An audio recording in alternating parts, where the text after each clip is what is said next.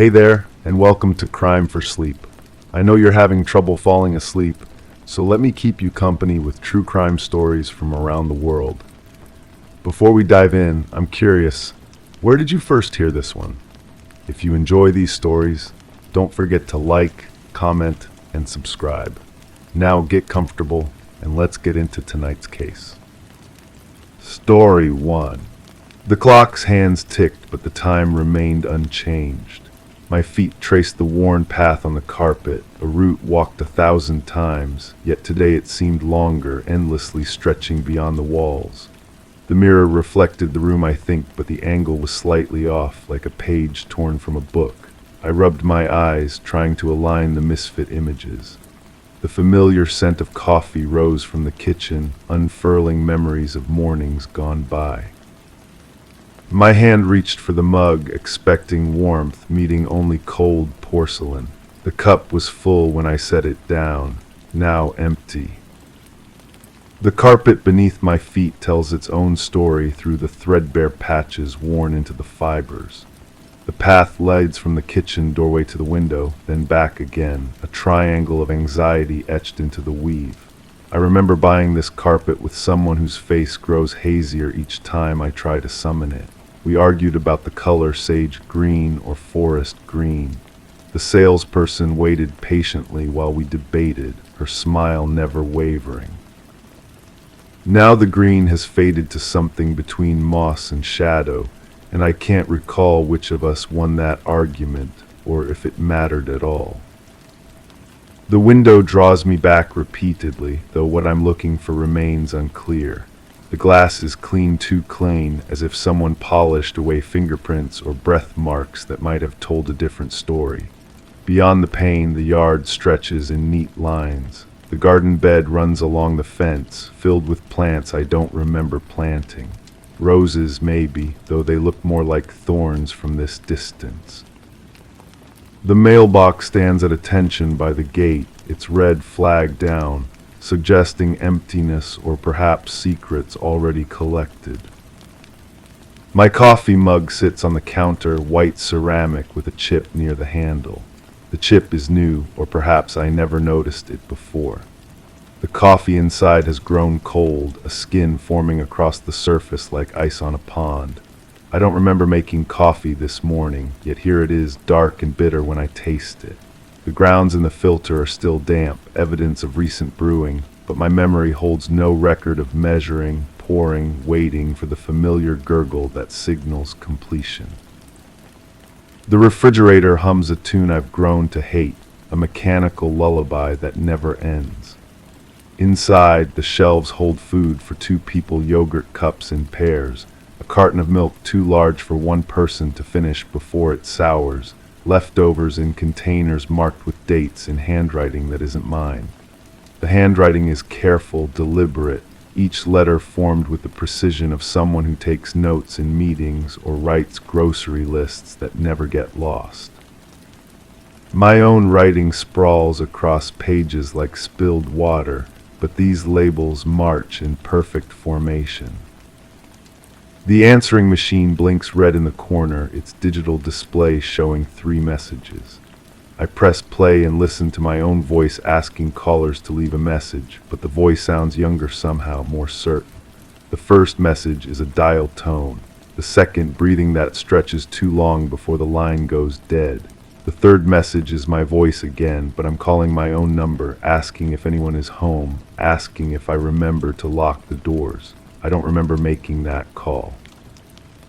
The bedroom door stands slightly ajar, revealing a slice of unmade bed. The sheets are twisted, suggesting restless sleep or perhaps a struggle to find comfort. 2 pillows rest against the headboard, both showing the impression of heads, though I sleep alone now. I've always slept alone, I think, though the second pillow argues otherwise. The dresser mirror reflects the bed at an angle that makes the room appear larger than it is, creating the illusion of space that doesn't exist. Photographs line the hallway, but faces have been carefully removed from each frame, not torn out in anger, but cut with precision, leaving perfect circles of emptiness where smiles once lived. The backgrounds remain intact: beaches, restaurants, what appears to be a wedding reception based on the white tablecloths and flowers. I remember the camera's weight in my hands, the satisfaction of capturing moments worth preserving. Now the moments remain, but the people have vanished as cleanly as if they never existed.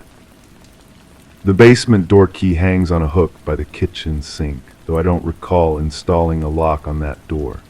The key is old brass, worn smooth by countless fingers, and it feels warm when I touch it despite the cool air. Below I can hear sounds that might be the furnace cycling or might be something else entirely. Footsteps perhaps, though that seems impossible. The basement has always been my space, filled with boxes of things I couldn't bear to throw away but couldn't stand to see every day. My journal sits open on the kitchen table, though I don't remember leaving it there. The pages are filled with my handwriting, but the words describe days I don't recall living. Entries about conversations with someone whose name has been carefully blotted out with black ink. References to arguments, reconciliations, shared meals, and quiet evenings watching movies whose titles have also been obscured. The ink is fresh in some places, as if I've been editing my own memories, removing evidence of a life I'm no longer sure I lived. The telephone rings, startling me from my reading. The caller ID shows my own number, which seems impossible since I'm standing in my own kitchen holding my own phone. I answer anyway, hearing only the sound of someone breathing, waiting. When I speak, asking who's there, my voice echoes back to me through the receiver, delayed by just enough seconds to create a conversation with myself. I hang up, but the phone rings again immediately. The medicine cabinet in the bathroom holds bottles with labels I can't quite read, though they seem familiar. The prescription names blur when I try to focus on them, like words seen underwater. Some bottles are full, others nearly empty, suggesting a routine I don't remember following. The mirror above the sink shows my reflection, but something is wrong with the perspective. I appear too tall, or perhaps the mirror hangs too low, creating the impression that I'm looking down at myself from an impossible angle. The closet holds clothes for 2 people, though I live alone. The second set of clothing is smaller, more delicate, hanging with the careful spacing of someone who values order. Dresses I would never wear, shoes too small for my feet, a jewelry box that plays a tune I recognize but can't name. When I touch these items, they feel familiar, as if my hands have folded these clothes before, as if I've fastened these necklaces around someone's neck in front of this very mirror. The kitchen table bears ring stains from 2 coffee cups, though only one sits there now. The stains are old, set deep into the wood finish, suggesting years of shared mornings. Across from my chair, the other seat shows wear patterns consistent with regular use. The cushion is compressed in the shape of someone smaller than me, someone who sat here daily, perhaps reading the paper while I cooked breakfast or made coffee or performed the small rituals that bind 2 lives together. My car keys rest by the front door, but I don't remember driving anywhere recently. The odometer shows miles I don't recall traveling, and the passenger seat is adjusted for someone shorter than me. A coffee cup sits in the holder, lipstick stains around the rim in a shade I don't own. The radio is tuned to a station that plays music I don't recognize, though the melodies seem to know me, triggering emotions I can't name or place. The garden outside shows signs of recent care, though I don't remember tending it. The soil around the roses has been disturbed, freshly turned as if something was recently planted or perhaps removed. The tools in the shed are clean, but show evidence of used dirt under the fingernails of the gloves, mud caked on the spade's blade. A wheelbarrow sits by the back fence, empty now but bearing stains that could be soil or could be something else entirely. The living room furniture is arranged for conversation between 2 people, chairs angled toward each other with a small table between them. 2 wine glasses sit on the table, one empty, one still holding a few drops of red wine that has begun to darken around the edges. The television remote rests on the arm of the chair I never sit in, programmed to channels I don't watch, shows I don't remember enjoying but somehow know by heart. My reflection in the darkened television screen shows someone I recognize but don't quite remember being. The face is familiar, but the expression is wrong, too calm for someone who should be concerned about missing time, missing memories, missing pieces of a life that feels both foreign and intimately known. Behind my reflection, the room appears different, furniture arranged in ways that don't match what I see when I turn around. The basement key grows heavier in my hand as evening approaches, its brass surface now almost hot to the touch. The sounds from below have grown more distinct, less like mechanical noise and more like movement with purpose. I know I should go down there, should confront whatever waits in that space I've avoided examining too closely. But the key feels like it weighs more than it should, like it carries the weight of answers I'm not sure I want to find. The clock on the wall continues its relentless ticking, but when I check the time against my watch, the numbers don't align. One of them is lying, but I can't determine which. Time seems negotiable here, flexible in ways that should be impossible but feel increasingly natural. The coffee in my mug is hot again, though I don't remember reheating it, and the taste is exactly as I like it, prepared by hands that know my preferences better than I know them myself. Story 2. It was the kind of thing you might overlook a quiet feature of the street, nothing extraordinary. Each morning a paper lay neatly on the doorstep, wrapped, undisturbed, a testament to routine.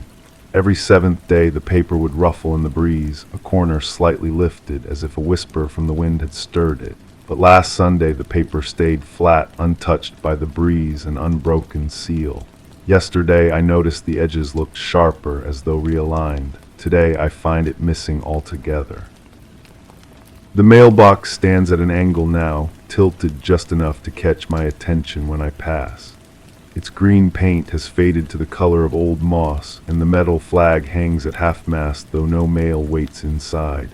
I remember when it stood perfectly upright, how the morning sun would catch its surface and throw a small rectangle of light onto the porch boards. The shadow it casts has shifted 3 inches to the left, a detail that shouldn't matter but somehow does. When I mentioned this to my neighbor, she looked at me strangely and said the mailbox had always lain that way. The front window reflects my face as I peer through it, but something in the glass distorts my features. My eyes appear darker than usual, set deeper in their sockets. The window itself seems smaller than I remembered, though the measurements couldn't have changed. Inside, I can make out the shape of furniture covered in white sheets, ghostly forms that suggest a couch, a table, perhaps a lamp. The sheets are pristine, without a speck of dust, as if someone has been tending to them regularly. Yet the house has been empty for months. A key rests under the 3rd flower pot from the left, exactly where it was supposed to be. The metal feels warm against my palm despite the cool morning air, and it fits the lock with a smoothness that suggests frequent use. The weight of it surprises me heavier than a typical house key, with teeth that seem more complex than necessary. When I turn it, the lock opens without resistance, without the grinding protest I expected from a door that hasn't been opened in so long. The sound it makes is almost musical, a soft click that echoes longer than it should. Inside, the air tastes of vanilla and something else I can't identify, something medicinal, perhaps, or chemical. The scent doesn't match the abandoned feeling I expected. It's too fresh, too deliberately pleasant, like a candle that was blown out only moments before my arrival. I breathe deeply, trying to place the underlying odor, but it slips away each time I think I've identified it. The combination reminds me of a hospital room dressed up for visitors, sterile comfort masquerading as home. The living room carpet shows indentations where furniture once stood, but the patterns don't match the covered shapes I see now.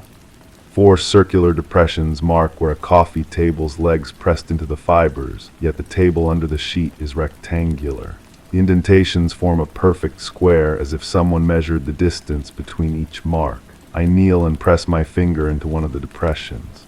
The carpet springs back immediately, as though the weight was removed recently, not months ago. A photograph sits face down on the mantelpiece, its frame catching the light that filters through the covered window. When I turn it over, the glass is cracked in a spider web pattern that radiates from the center, but the image underneath remains clear. It shows a family gathered around a birthday cake, their faces bright with celebration. The crack makes it impossible to see the face of the person blowing out the candles, as if the glass deliberately obscures that particular detail. I count the other faces, 7 people, all smiling, all looking toward the hidden figure at the center. The kitchen faucet drips with mechanical precision, each drop falling exactly 3 seconds after the last. I watch the rhythm for several minutes, timing it against my heartbeat, and the consistency is unsettling. Water stains the white porcelain sink in concentric circles, like rings in a tree trunk marking the passage of time. The refrigerator hums quietly, though it should have been unplugged months ago. When I open it, the light comes on, illuminating shelves that are completely empty except for a single glass of water sitting on the middle shelf. The water is perfectly clear, without a bubble or particle floating in it. Upstairs, the floorboards creak in a pattern I recognize but can't place. Each step produces a different note, as if the house is playing a melody only I can hear. The sound follows me even when I stand still, continuing for several beats after I stop moving. The hallway stretches longer than it should, with doors that seem to multiply as I walk. I count them once and find 5, then count again and find 7. The numbers don't add up to the house's exterior dimensions, but I continue walking anyway. The bedroom at the end of the hall smells of lavender and sleep, though the bed is made with military precision. The corners of the sheets are folded into perfect hospital corners, and the pillows are fluffed to identical heights. The depression in the mattress suggests someone has been sleeping here recently, the shape still holding the memory of a body. I press my hand into the depression and feel residual warmth, as if the sleeper left only moments before my arrival. The pillow still holds the faint outline of a head, and when I lean close, I catch the scent of unfamiliar shampoo. A diary lies open on the nightstand, its pages filled with handwriting I almost recognize. The ink is fresh, still slightly wet in places, and the words describe daily routines that mirror my own observations of this house. The entries are dated, but the dates make no sense. Some are from the future, others from decades past. The handwriting changes subtly from entry to entry, as if different people have been writing in the same book. One entry describes watching someone peer through the front window, noting how their reflection looked distorted and strange. The bathroom mirror reflects a room that doesn't match the one I'm standing in. The wallpaper in the reflection is blue with tiny flowers, while the actual walls are painted white. I move my hand and my reflection moves with me, but there's a slight delay, as if the image is traveling a greater distance to reach the glass. When I lean closer, I notice that my reflection's clothes are different, older, more worn, as if I'm looking at myself from another time. The reflection smiles when I'm not smiling, and for a moment I wonder which version is real. Downstairs again, I notice the covered furniture has shifted. The sheet over the couch has slipped, revealing an armrest that's different from what I glimpsed before. This one is leather instead of fabric, worn smooth by years of use. I pull away more of the sheet and find a couch I've never seen before, yet something about it feels familiar. The cushions are arranged as if someone just stood up from them, and a warm spot on the middle cushion suggests recent occupation. I sit down and find that the couch fits my body perfectly, as if it was chosen specifically for me. The telephone in the kitchen rings with an old-fashioned sound, mechanical and insistent. I let it ring 7 times before answering, and when I pick up the receiver, I hear only breathing on the other end. The breathing is steady and calm, not threatening but deliberately present. I say hello several times, but the breathing continues unchanged. Just before I hang up, I hear a voice that might be my own saying words I don't remember speaking. The line goes dead with a click that echoes through the empty house. A calendar on the kitchen wall shows a month I don't recognize, with dates that follow no logical sequence. Some squares contain multiple numbers, others are blank, and a few show symbols I've never seen before. Red circles mark certain dates, but I can't determine the pattern. Today's date, whatever today is, appears to be circled in black ink that's still wet. When I touch it, the ink smears across my finger, staining it with a darkness that won't wash off under the kitchen faucet. The basement door stands slightly ajar, though I'm certain it was closed when I first entered the house. Cool air rises from below, carrying the scent of earth and something else, something organic and slightly sweet. The wooden steps creak under my weight, but the sound seems to come from above me rather than below, as if someone else is walking on the floor I just left. At the bottom of the stairs, I find a room that's larger than the house's foundation should allow, stretching away into shadows that my eyes can't penetrate. Storage boxes line the basement walls, each one labeled with dates and descriptions in the same shifting handwriting I found in the diary upstairs. Some boxes are marked with my name, though I have no memory of storing anything here. When I open one, I find photographs of myself in places I've never been, wearing clothes I don't own. In one photo, I'm standing in this very basement, looking directly at the camera with an expression I don't recognize on my own face. The timestamp on the photo shows it was taken today. A workbench in the corner holds tools arranged with obsessive precision, each one outlined in white paint so its proper position is unmistakable. The tools are clean and well maintained, recently used but carefully cleaned. A thin layer of sawdust covers the bench surface, and in it I can make out the impression of my hands based on the size and shape, though I have no memory of working here. The sawdust smells of pine and something else, something that makes my throat tighten when I breathe it in. Back upstairs, the light has changed, though I can't tell if it's growing brighter or dimmer. The covered furniture seems to have moved again, rearranging itself while I was in the basement. The sheet over what I thought was a lamp now covers something much larger, something that reaches nearly to the ceiling. When I pull the sheet away, I find a grandfather clock that wasn't there before. Its pendulum swings with hypnotic regularity, but the hands on its face point to numbers that don't correspond to any time system I know. The front door stands open now, though I remember closing it behind me when I entered. Through the doorway I can see the street, but it looks different, older somehow, as if I'm viewing it through a filter that removes all the modern elements. The cars parked along the curb are models I don't recognize, and the streetlights have a different shape. A figure stands at the end of the block, too far away to make out clearly, but something about their posture suggests they're watching the house. When I blink, the figure is gone, but the feeling of being observed remains. The missing newspaper lies on the coffee table now, folded open to a page I didn't see before. The headlines describe events that haven't happened yet, or perhaps events I don't remember happening. My name appears in one of the articles, associated with a story that makes no sense. The text shifts as I read it, words rearranging themselves into new meanings, new possibilities. The date on the newspaper is today, but also yesterday, and somehow tomorrow as well. I close the paper and set it down, but when I look again, it's gone. In its place sits a single key, identical to the one I found under the flower pot, but somehow different, newer, as if it's just been cut. The key is warm to the touch and seems to pulse with its own rhythm, matching the beat of my heart.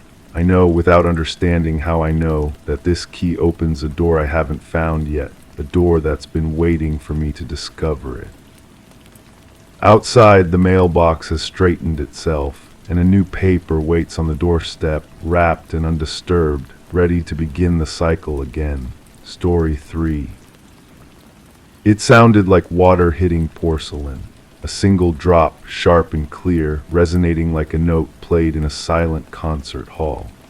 I lingered by the doorway, my hand gracing the cool metal of the knob, suddenly aware of its weight against my palm. The rhythm was inconsistent, each droplet marking time in a place that should have been soundless. I stepped inside, guided by the echo that clashed with the stillness of the room, only to find the sink as dry as a desert bone. The air hung heavy with a scent, not of water, but something sweet that did not belong. It was the very same drip I had tried to forget from a night when everything went wrong. I shouldn't have been able to recall it, but the sound left me with no choice. The faucet gleamed under the fluorescent light, its chrome surface unmarred by water stains or soap residue. I reached out to touch the handle, feeling the perfect smoothness of metal that hadn't been turned in days, perhaps weeks. Yet the sound persisted, that methodical percussion that spoke of a leak somewhere beyond my understanding. The fixture appeared brand new, installed with precision that suggested careful attention to detail. Someone had taken great care to ensure it functioned perfectly, which made the phantom dripping all the more unsettling. I twisted the handle anyway, hearing the grinding of mechanisms that moved reluctantly, as if they remembered being forced into silence. The medicine cabinet mirror reflected my face in fragments, its surface cracked in a spider web pattern that radiated from a central impact point. I studied the break, noting how the force had been applied from the inside, as though something had struck it from within the cabinet itself. My reflection multiplied across the shattered glass, creating a kaleidoscope of eyes and mouths that seemed to belong to different versions of myself. The crack followed a peculiar pattern, one that reminded me of the branching veins in a leaf, or perhaps the tributaries of a river system viewed from great height. Behind the broken mirror, prescription bottles stood in neat rows, their labels facing inward where I couldn't read them. The towels hung with mathematical precision, each fold aligned with the others in a display that suggested obsessive care. They were pristine white, hospital clean, bearing no trace of actual use despite their prominent placement on the rack. I lifted one corner and felt the stiffness of fabric that had been bleached and pressed, but never truly employed for its intended purpose. The texture reminded me of bandages, that same sterile roughness against skin. Beneath the chemical cleanliness, I detected something else, a faint metallic scent that clung to the fibers like a memory refusing to fade. The floor tiles formed a checkerboard pattern in black and white, each square perfectly aligned with its neighbors in a design that drew the eye toward the center of the room. Several tiles near the bathtub showed signs of recent replacement, their grout lines fresher and whiter than the aged mortar surrounding the older squares. Someone had taken considerable effort to match the original pattern, but the new tiles reflected light differently, creating subtle variations in shade that revealed their recent installation. I knelt and ran my fingers along the seam where old Met knew, feeling the slight elevation where the replacement work hadn't quite achieved the original level. The bathtub dominated the far wall, its porcelain surface gleaming with the kind of cleanliness that suggested recent and thorough attention. The drain cover had been removed and replaced, evidenced by fresh scratches around the screw holes where a tool had slipped during installation. The overflow drain sat higher than standard, positioned at an angle that would have made bathing uncomfortable for anyone of average height. Water stains marked the interior walls in perfect horizontal lines, as if someone had filled and emptied the tub repeatedly, testing its capacity at various levels. The faucet here matched the sink's pristine condition, yet I could swear I heard that phantom dripping growing stronger as I approached.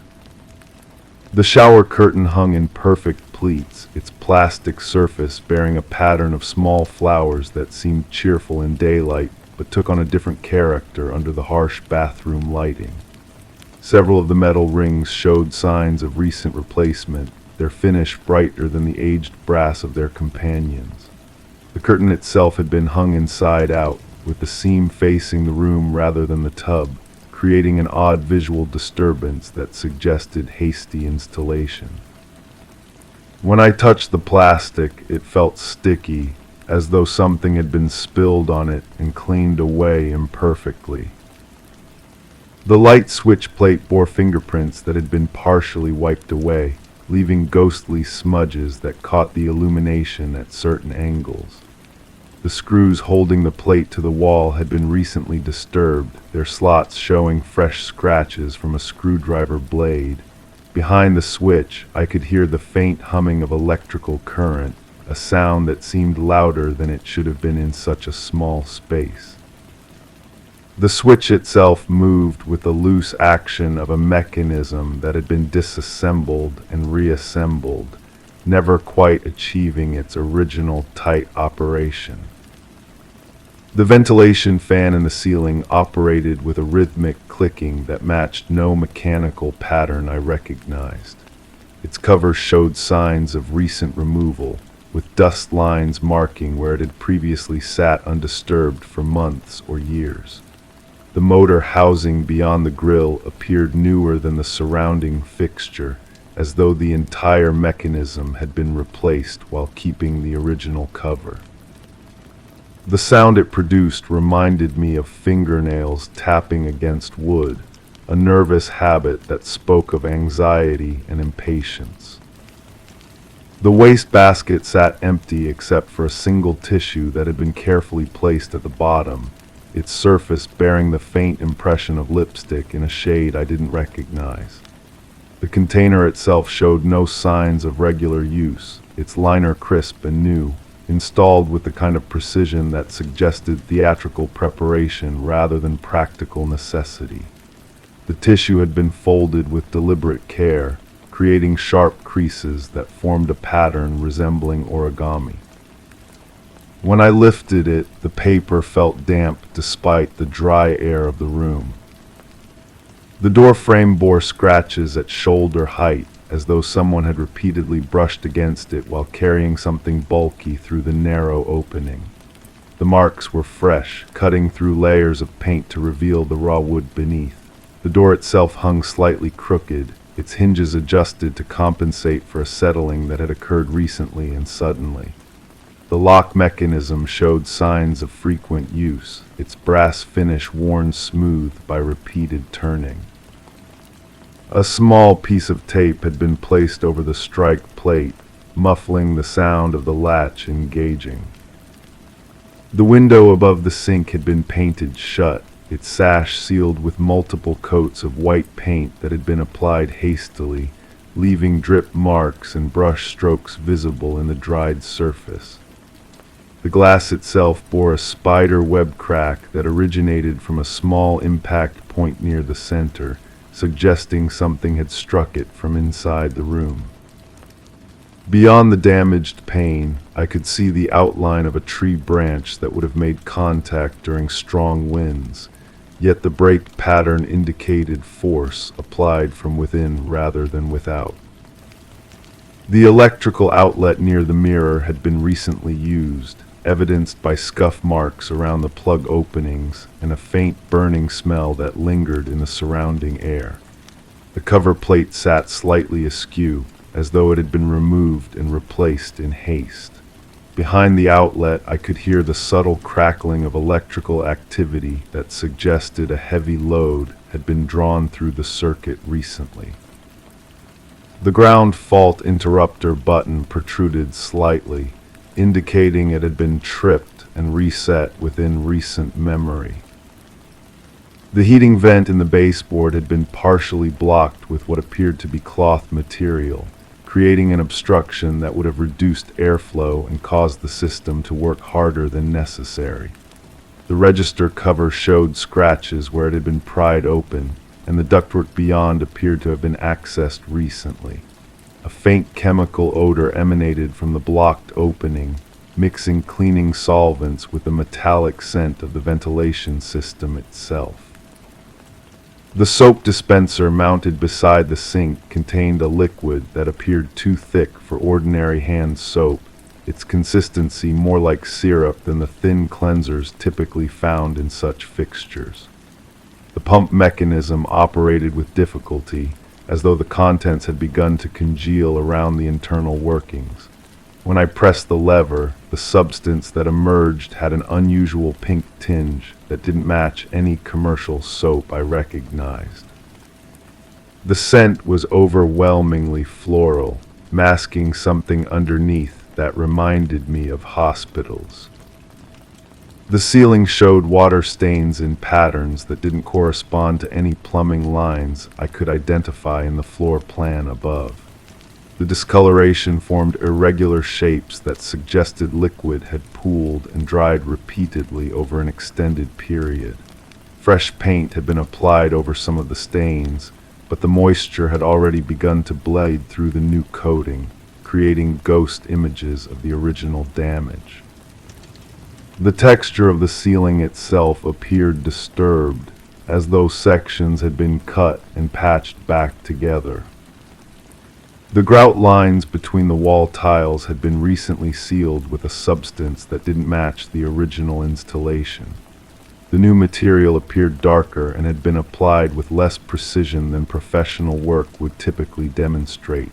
In several places, the sealant had been over-applied, creating raised ridges that caught dust and debris.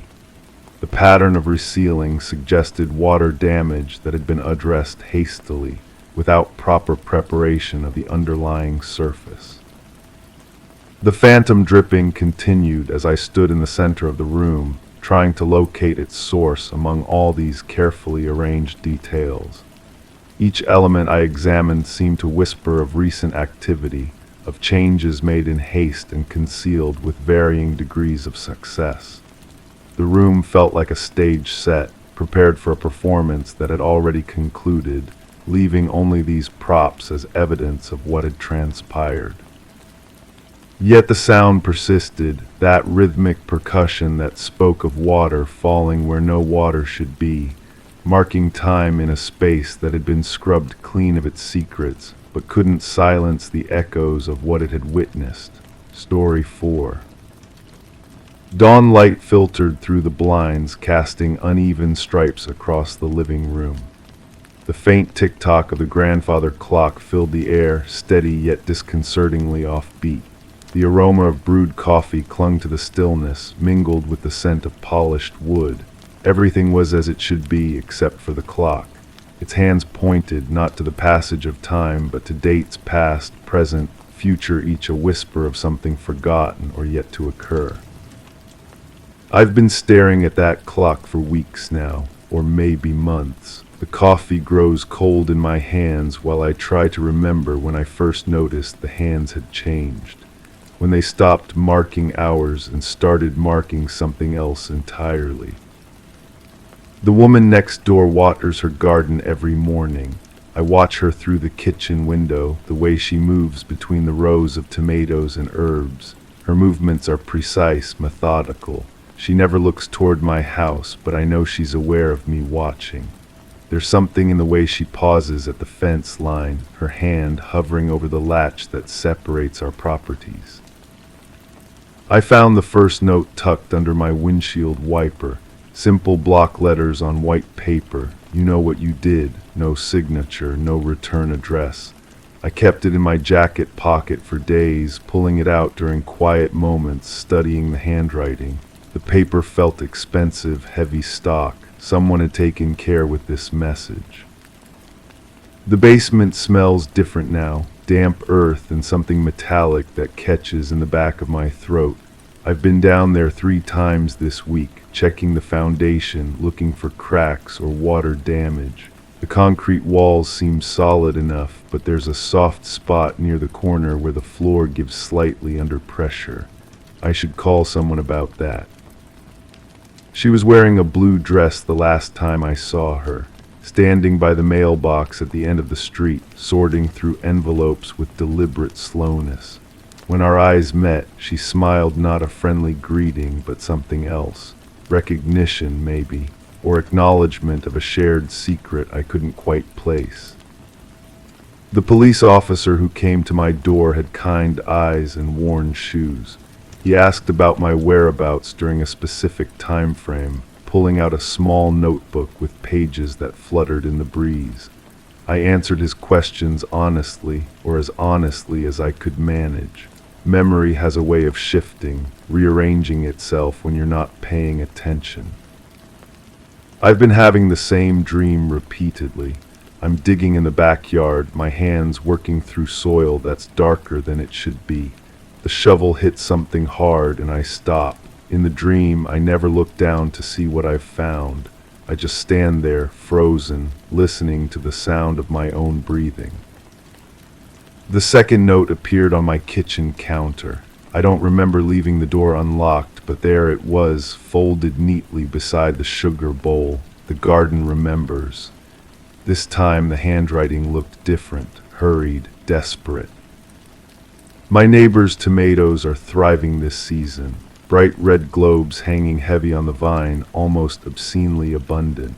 She offered me some over the fence, holding out a paper bag with both hands. When I reached for it, our fingers brushed, and her skin felt cold despite the warm afternoon. I thanked her and went inside without looking back. The soft spot in the basement floor has grown larger. Now it's roughly the size of a person lying down. I've been avoiding that corner, but sometimes I catch myself standing at the top of the stairs, listening to the silence below. Houses settle, I tell myself. Old foundations shift and sag. It's perfectly normal. There was blood on my shirt cuff when I woke up yesterday. Just a small stain, barely noticeable, but definitely blood. I searched my hands and arms for cuts, finding nothing. The shirt went into the washing machine immediately, but the stain had already set. Some things don't come clean, no matter how much detergent you use. The woman at the grocery store looked familiar, though I couldn't place where we'd met before. She was buying bleach and plastic sheeting, her cart filled with cleaning supplies. When she saw me watching, she turned away quickly, but not before I caught the fear in her eyes. Or maybe it was guilt. The two emotions look remarkably similar from a distance. I keep thinking about the blue dress, the way it moved in the wind, how the fabric caught the light. She was beautiful in that effortless way some people possess, as if beauty were simply another article of clothing they'd chosen to wear. I wonder if she's still standing by that mailbox, waiting for something that will never come. The third note was different. No words this time, just a photograph, black and white, slightly blurred, showing two figures in what might have been an embrace or a struggle. I studied it for hours, trying to identify the location, the people involved. The more I looked, the less certain I became about what I was seeing. My hands shake sometimes when I'm holding my coffee cup. It started after the police officer's visit, this tremor that comes and goes without warning. I've been drinking less caffeine, getting more sleep, but the shaking persists. Guilt manifests in strange ways, even when you're not sure what you're guilty of. The basement floor has developed a crack running from the soft spot to the far wall. Its hairline thin but growing wider each day. I measured it with a ruler, marking the progression on a piece of paper I keep in my kitchen drawer. The crack grows approximately a quarter inch every few days. At this rate, the entire foundation could be compromised within months. She used to wave when she saw me in the garden, a small gesture, barely more than lifting her hand, but it felt significant somehow. Neighborly, Normal. I haven't seen her wave in weeks now. She still tends her plants, but she keeps her head down, focused on her work with an intensity that seems forced. The fourth note contained an address, not my address, but somewhere close by, walking distance. I found myself standing outside the house at dusk, studying the darkened windows, the overgrown lawn. A for sale sign leaned at an angle in the front yard, weather-beaten and faded. The place had been empty for months, maybe longer. I remember now why the woman at the grocery store looked familiar. She was at the house with the for sale sign, loading boxes into a car trunk. This was before the notes started appearing, before the soft spot developed in my basement floor. She was crying then, tears streaming down her face as she worked. I should have offered to help, but something held me back. The clock's hands have moved again. Now they point to dates that don't exist, impossible combinations of numbers that make my head ache when I try to decipher their meaning. I've stopped winding it, but it continues to tick, marking time according to its own mysterious logic. My neighbor brought soup yesterday, tomato made from her garden harvest. She stood on my doorstep with a pot cradled in her arms like a child, steam rising from the lid. Her eyes kept darting toward the basement door, though it was closed and there was nothing to see. We made small talk about the weather, but her voice sounded strained, artificial. The soup tasted metallic. I ate it anyway, spooning the thick liquid into my mouth while she watched from across the kitchen table. She asked about the crack in my basement floor, how did she know about that? And I found myself describing the soft spot, the way the concrete gives under pressure. She nodded as if she understood perfectly. I've been having trouble sleeping. Not insomnia exactly, but a restless half-consciousness where dreams bleed into waking thoughts. In this state, I sometimes believe I can hear digging sounds from beneath the house. Scraping, scratching, the methodical rhythm of someone working with hand tools in confined spaces. The fifth note was waiting in my mailbox this morning. She's still down there. The handwriting was mine. I don't remember writing it, but the loops and angles are unmistakably my own. The paper came from the notepad I keep by the telephone, and the ink matches the pen in my shirt pocket. My hands are steady as I hold the note, no tremor at all. For the first time in weeks, I feel completely calm. The woman in the blue dress hasn't been seen around the neighborhood lately. I asked the mailman about her, describing her appearance, her daily routine by the mailboxes. He looked at me strangely and said he'd never seen anyone matching that description. But then, mailmen see so many faces during their routes, it would be easy to forget someone, even someone as memorable as her. The basement floor has split completely. The crack runs wall to wall now, a jagged line that divides the space into two unequal sections. I can see darkness below, a gap that seems to extend further down than the foundation should allow. The air rising from the crack carries that metallic scent, stronger now, almost overwhelming. My neighbor knocked on my door again tonight. She was holding a flashlight and wearing rubber gloves, her face pale in the porch light. She asked if I needed help with anything, if there was work to be done that required two people. Her voice was barely above a whisper, and she kept glancing over her shoulder as if expecting to be overheard. I told her I had everything under control. The lie came easily, naturally, as if I'd been practicing it for weeks. She nodded and walked away, but I watched her from the window.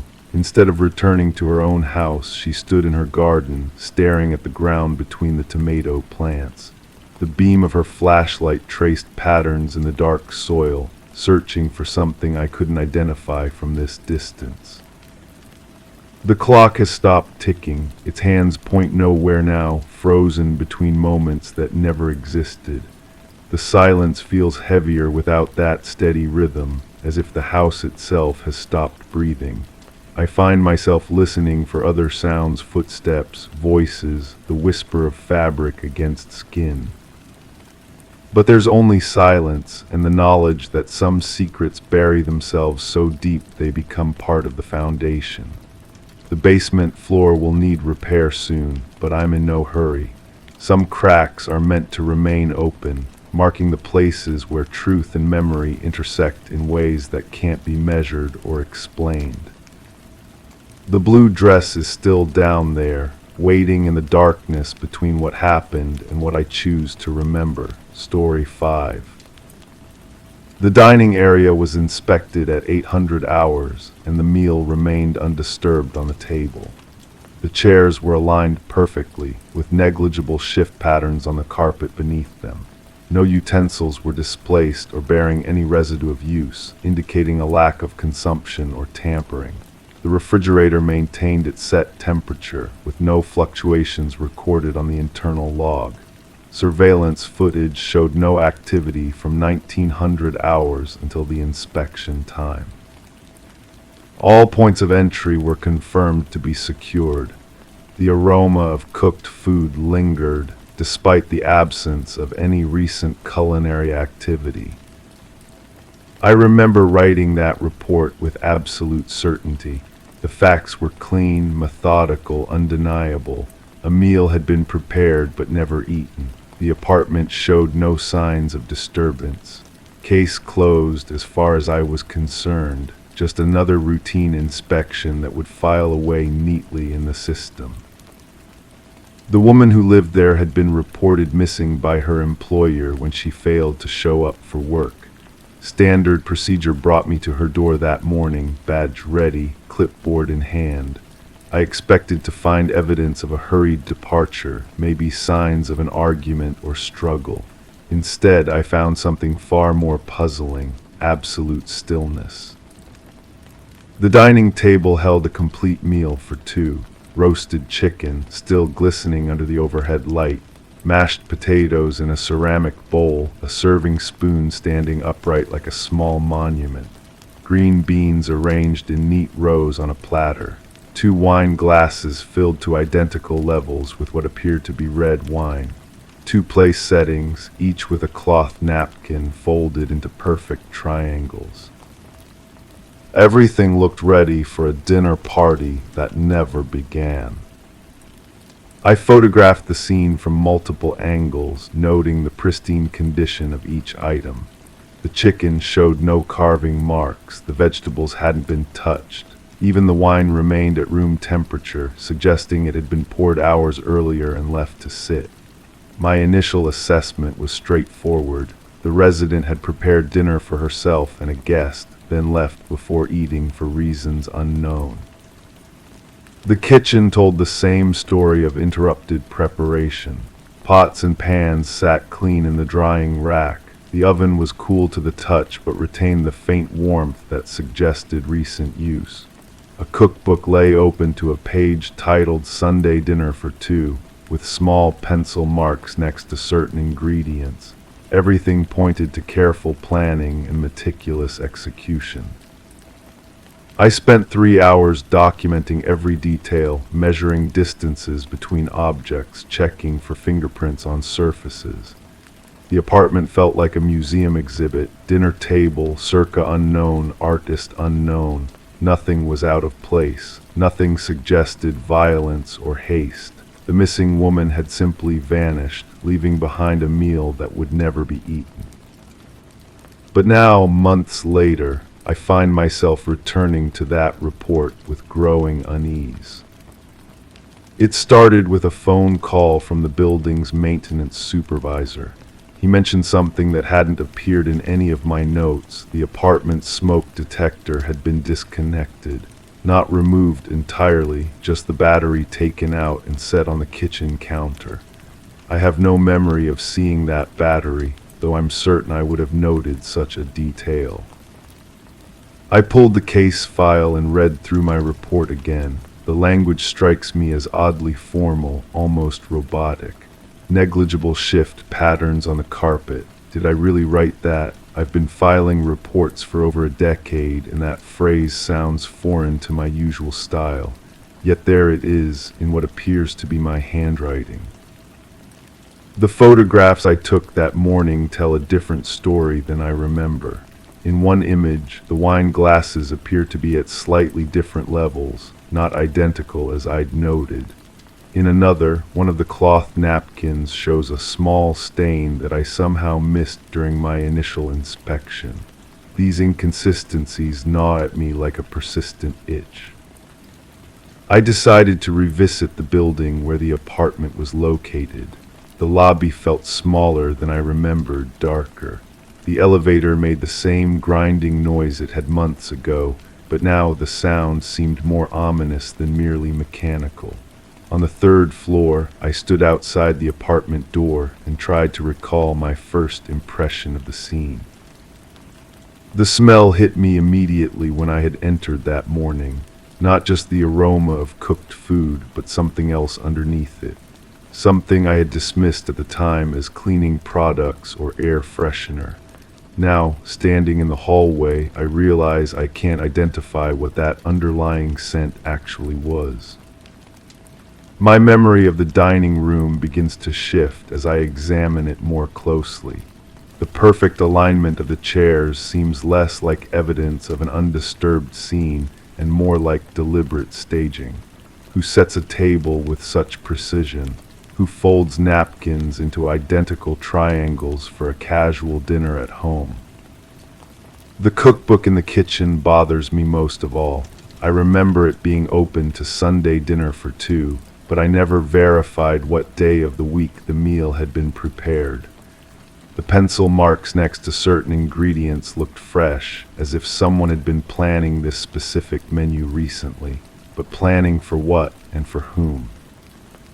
I try to picture the missing woman in her kitchen, carefully following the recipe, measuring ingredients, checking the cookbook repeatedly. The image feels wrong somehow, like a photograph that's been slightly overexposed. The details are there, but the overall picture lacks clarity. The surveillance footage showed no activity from evening until my morning inspection. I accepted this as confirmation that no one had entered or left the apartment during that window, but surveillance systems have blind spots. Cameras can malfunction. Digital timestamps can be altered. What if the footage I reviewed wasn't as comprehensive as I believed? More troubling is the question of who was expected for dinner. The table was set for 2 people, but I never found any evidence of who the second guest might have been. No text messages on the woman's phone inviting someone over. No calendar entries marking a dinner appointment. No additional coats in the closet or shoes by the door. It was as if she had prepared a meal for a ghost. I begin to wonder if I missed something crucial during my initial inspection. The apartment had felt eerily quiet that morning, but now I question whether that silence was natural or imposed. Had I been so focused on documenting the obvious details that I overlooked more subtle signs of what had really happened? The woman's neighbors described her as quiet, reliable, predictable. She worked regular hours, kept to herself, never caused any disturbances. The kind of person who wouldn't simply vanish without explanation. Yet the evidence in her apartment suggested she had been planning something, preparing for an event that never occurred. Or perhaps it had occurred, just not in the way I originally understood. I find myself questioning not just the scene, but my own role in documenting it. Why do I have so little memory of writing certain parts of my report? Why do some of my photographs show details that contradict my written observations? The more I examine the evidence, the less certain I become about what actually happened in that apartment.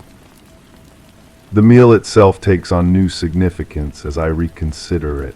Roasted chicken, mashed potatoes, green beans, comfort food.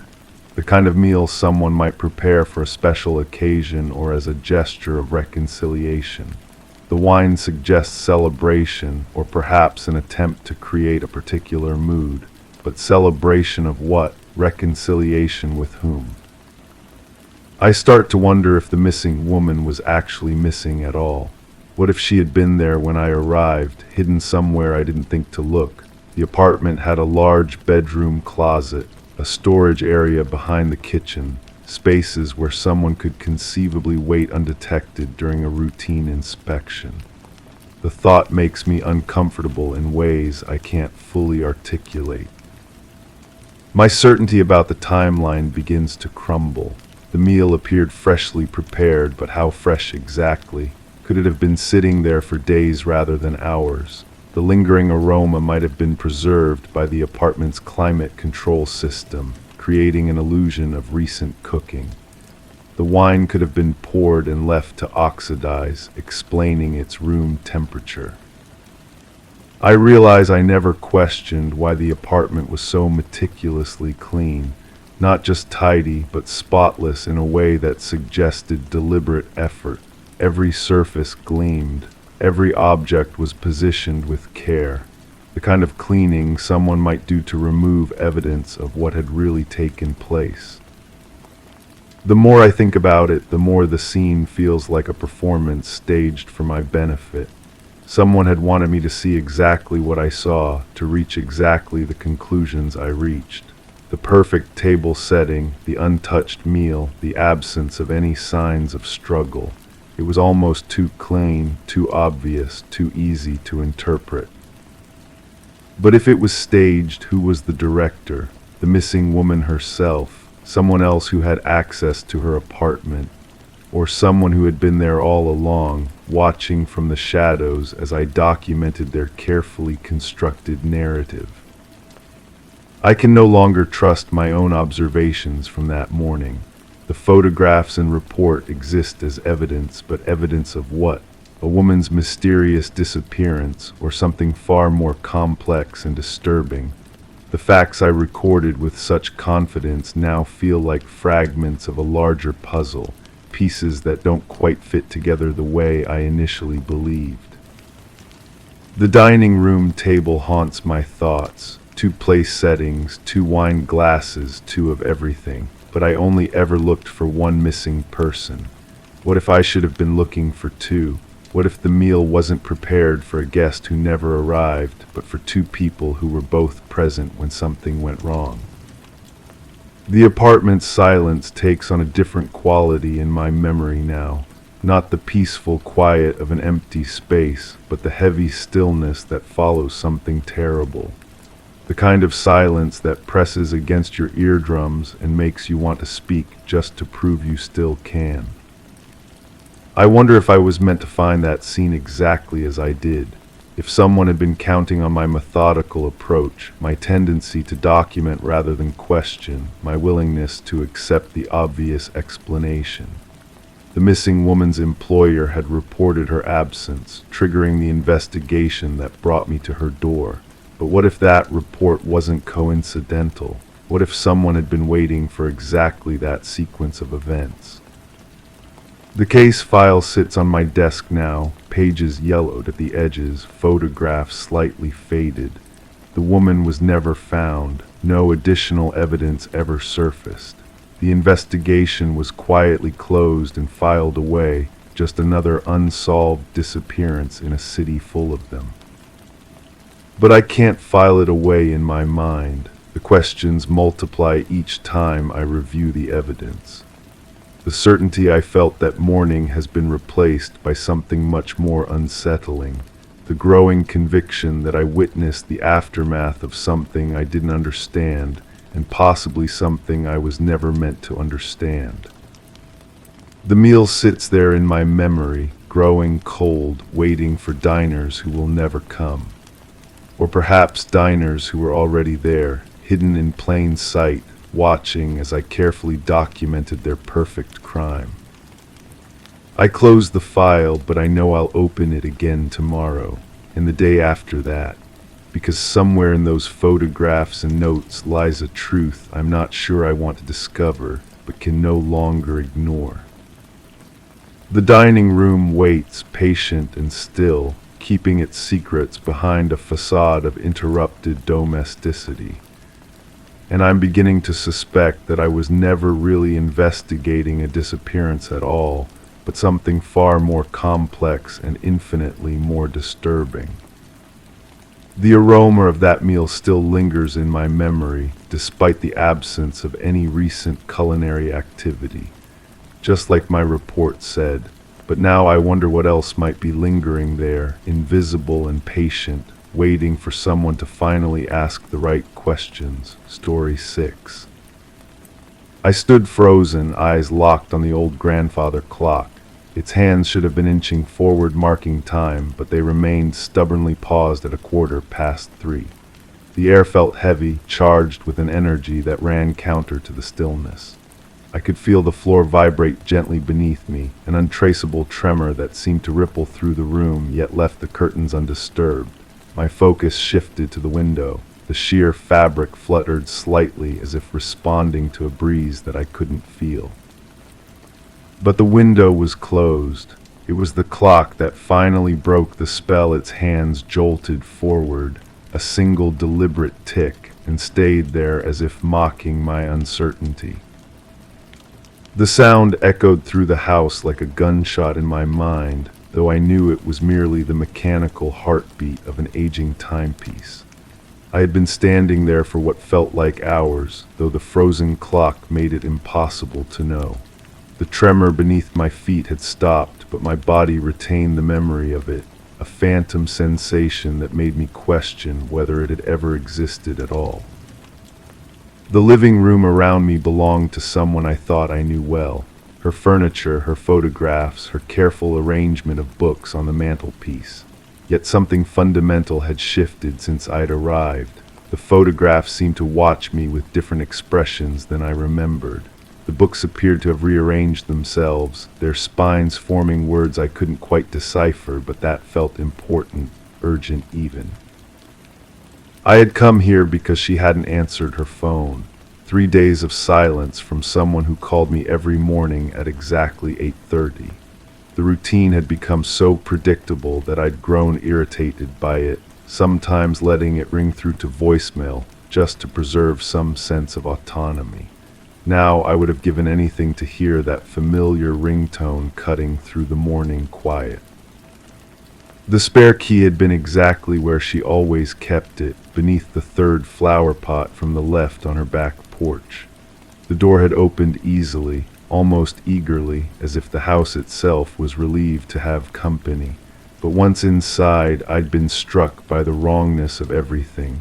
Not obvious wrongness, nothing was broken or obviously disturbed. It was more subtle than that, like looking at a photograph that had been slightly overexposed, where all the familiar elements were present but somehow drained of their essential quality.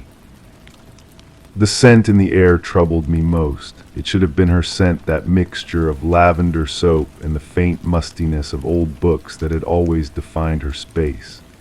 Instead, there was something metallic underneath, sharp and clinical, like the smell of a hospital corridor or a freshly cleaned laboratory. It made my throat feel tight and my thoughts scatter in directions I didn't want them to go. I forced myself to move away from the clock and began walking through the house systematically. The kitchen first, where her coffee cup sat in the sink, still bearing the faint brown ring that suggested recent use. The coffee maker was unplugged, its cord wrapped neatly around the base in the precise way she always did it. But the counter held a second cup, one I didn't recognize, white ceramic with a hairline crack running down one side. She would never have kept a damaged cup. She was meticulous about such things, almost compulsively so. The refrigerator hummed with mechanical persistence, but when I opened it, the light didn't come on. The bulb wasn't burned out. It had been deliberately unscrewed, left hanging by its threads like a loose tooth. The food inside looked normal enough, though everything seemed to be arranged with unusual precision. Condiment bottles lined up with their labels facing forward, produce organized by color and size. It was her style, but amplified to an almost neurotic degree. In the living room again, I noticed the answering machine blinking with messages. The display showed 7 new calls, but when I pressed play, I heard only my own voice, increasingly concerned with each message. My words sounded strange, played back in that empty room, desperate and somehow guilty, as if I were the one who had done something wrong.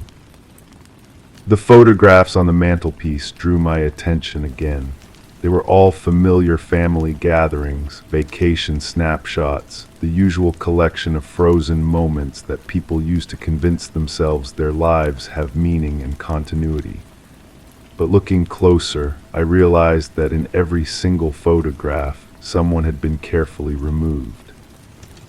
Not torn out or obviously altered, but edited with such precision that only the faintest shadow or the curve of an arm remained to suggest another presence had once been there. I picked up one frame and held it closer to the lamp. It showed her at what appeared to be a birthday party, but the cake in front of her had too many candles for just one person, and her arm was positioned as if resting on someone's shoulder. Someone who was no longer there.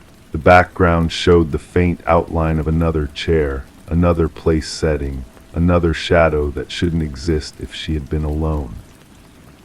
My hands began to shake as I examined frame after frame, the same meticulous editing in each one, the same careful removal of what appeared to be the same person over and over again, someone who had been systematically erased from her documented life with surgical precision. The stairs to the second floor creaked under my weight in a pattern I didn't remember from previous visits. Each step seemed to announce my presence to the empty rooms above, and I found myself walking more carefully, as if trying not to wake someone who might be sleeping. But I knew the house was empty. I could feel its emptiness like a physical presence pressing against my skin and making my breathing sound unnaturally loud. Her bedroom door was closed, which struck me as odd. She never closed interior doors during the day, said it made the house feel cramped and secretive. The handle turned easily under my palm, but the door itself seemed reluctant to open, as if the air pressure on the other side was somehow different. The room beyond was pristine, the bed made with military precision, every surface clear of clutter, too clear. It looked like a hotel room prepared for the next guest, scrubbed of all personality and personal traces. Even the smell was wrong, that same metallic sharpness I'd noticed downstairs, but stronger here, almost overwhelming. The closet door stood slightly ajar, revealing a neat row of clothes that seemed to take up only half the available space. I pushed it open wider and saw empty hangers interspersed with her familiar dresses and blouses, creating a rhythm of presence and absence that made my chest feel tight. Someone else's clothes had hung here recently. The spacing made that clear, as did the faint indentations in the carpet where a second dresser had once stood. On the nightstand, her reading glasses lay folded next to a book I didn't recognize. The bookmark protruded from somewhere near the middle, but when I opened to that page, I found myself looking at a passage that had been heavily underlined in pencil. The words seemed to pulse on the page. The most effective disappearance is not the removal of the person, but the removal of all evidence that they ever existed at all. My throat constricted as I read the sentence again. The handwriting in the margins was hers, I was certain of that, but the notes she'd made were cryptic, almost coded. Numbers and letters that might have been some kind of system, or might have been meaningless. The only phrase I could decipher clearly was written in the margin next to the underlined passage, "Practice makes perfect." I closed the book and noticed my hands were trembling more violently now. The title on the cover was something academic and dry, about archival science and information management. Not the kind of thing she usually read, though she had always been methodical in her approach to life, perhaps too methodical. The bathroom adjoined the bedroom, and I found myself drawn there by a sound I couldn't quite identify. A faint dripping, maybe, or the whisper of air moving through pipes. But when I entered, everything was silent and dry. 2 toothbrushes sat in the holder beside the sink, though one looked as if it hadn't been used in some time. The bristles were perfectly straight, untouched by water or paste. The medicine cabinet held the usual collection of pills and ointments, but also several prescription bottles with labels that had been carefully peeled away. The contents rattled when I shook them, but without the labels, there was no way to know what they were or who they had been prescribed for. The dates on the pharmacy stickers were recent, though, within the last few weeks. I returned to the bedroom and sat heavily on the edge of the bed. The mattress felt different than I remembered, firmer somehow, as if it had been replaced or hadn't been slept in for some time. The indentation where she usually slept was barely visible, while the other side of the bed showed no wear at all, despite the evidence throughout the house that someone else had been living here. That's when I noticed the photograph on the far nightstand, the one that should have been facing the other side of the bed. It was turned toward the wall, as if whoever slept there didn't want to see it. I walked around and carefully turned it back. The frame held a picture of the two of us from what must have been several months ago. We were standing in her garden, both smiling at the camera, my arm around her shoulders in a gesture that looked natural and comfortable. But seeing it now, in this sterile room with its evidence of systematic erasure, the photograph felt like an accusation. I couldn't remember when it had been taken or by whom. The garden in the background looked like hers, but the flowers were different, arranged in patterns I didn't recognize, and there was something about my own expression in the photograph that disturbed me. I looked too comfortable, too possessive. My smile seemed to contain knowledge that I couldn't access now, secrets that had been locked away in some compartment of my mind I couldn't open. The sound of the grandfather clock chiming from downstairs made me jump. It was striking the quarter hour, though I had no idea which quarter hour or how much time had passed since I'd arrived. The chimes echoed through the house with a resonance that seemed too deep for the space, as if the walls themselves were hollow. I made my way back downstairs, each step feeling heavier than the last. The living room looked different in the changing light, shadows falling across the furniture in patterns that created new shapes and suggested different meanings. The gap-toothed photographs seemed to watch my progress with renewed interest, their missing figures more present somehow in their absence. The answering machine was blinking again, showing 8 messages now instead of 7. I was certain I hadn't heard the phone ring, but I pressed play anyway. The first 7 messages were mine, just as before, but the 8th was different. A voice I recognized but couldn't place, speaking in measured tones that seemed designed to convey information without revealing emotion. The arrangements have been completed as discussed. The documentation has been filed appropriately, and all traces have been removed from the relevant systems. The timeline we agreed upon has been maintained. Please confirm receipt of this message at your earliest convenience. The message ended with a soft click, leaving me staring at the machine as if it might offer some explanation.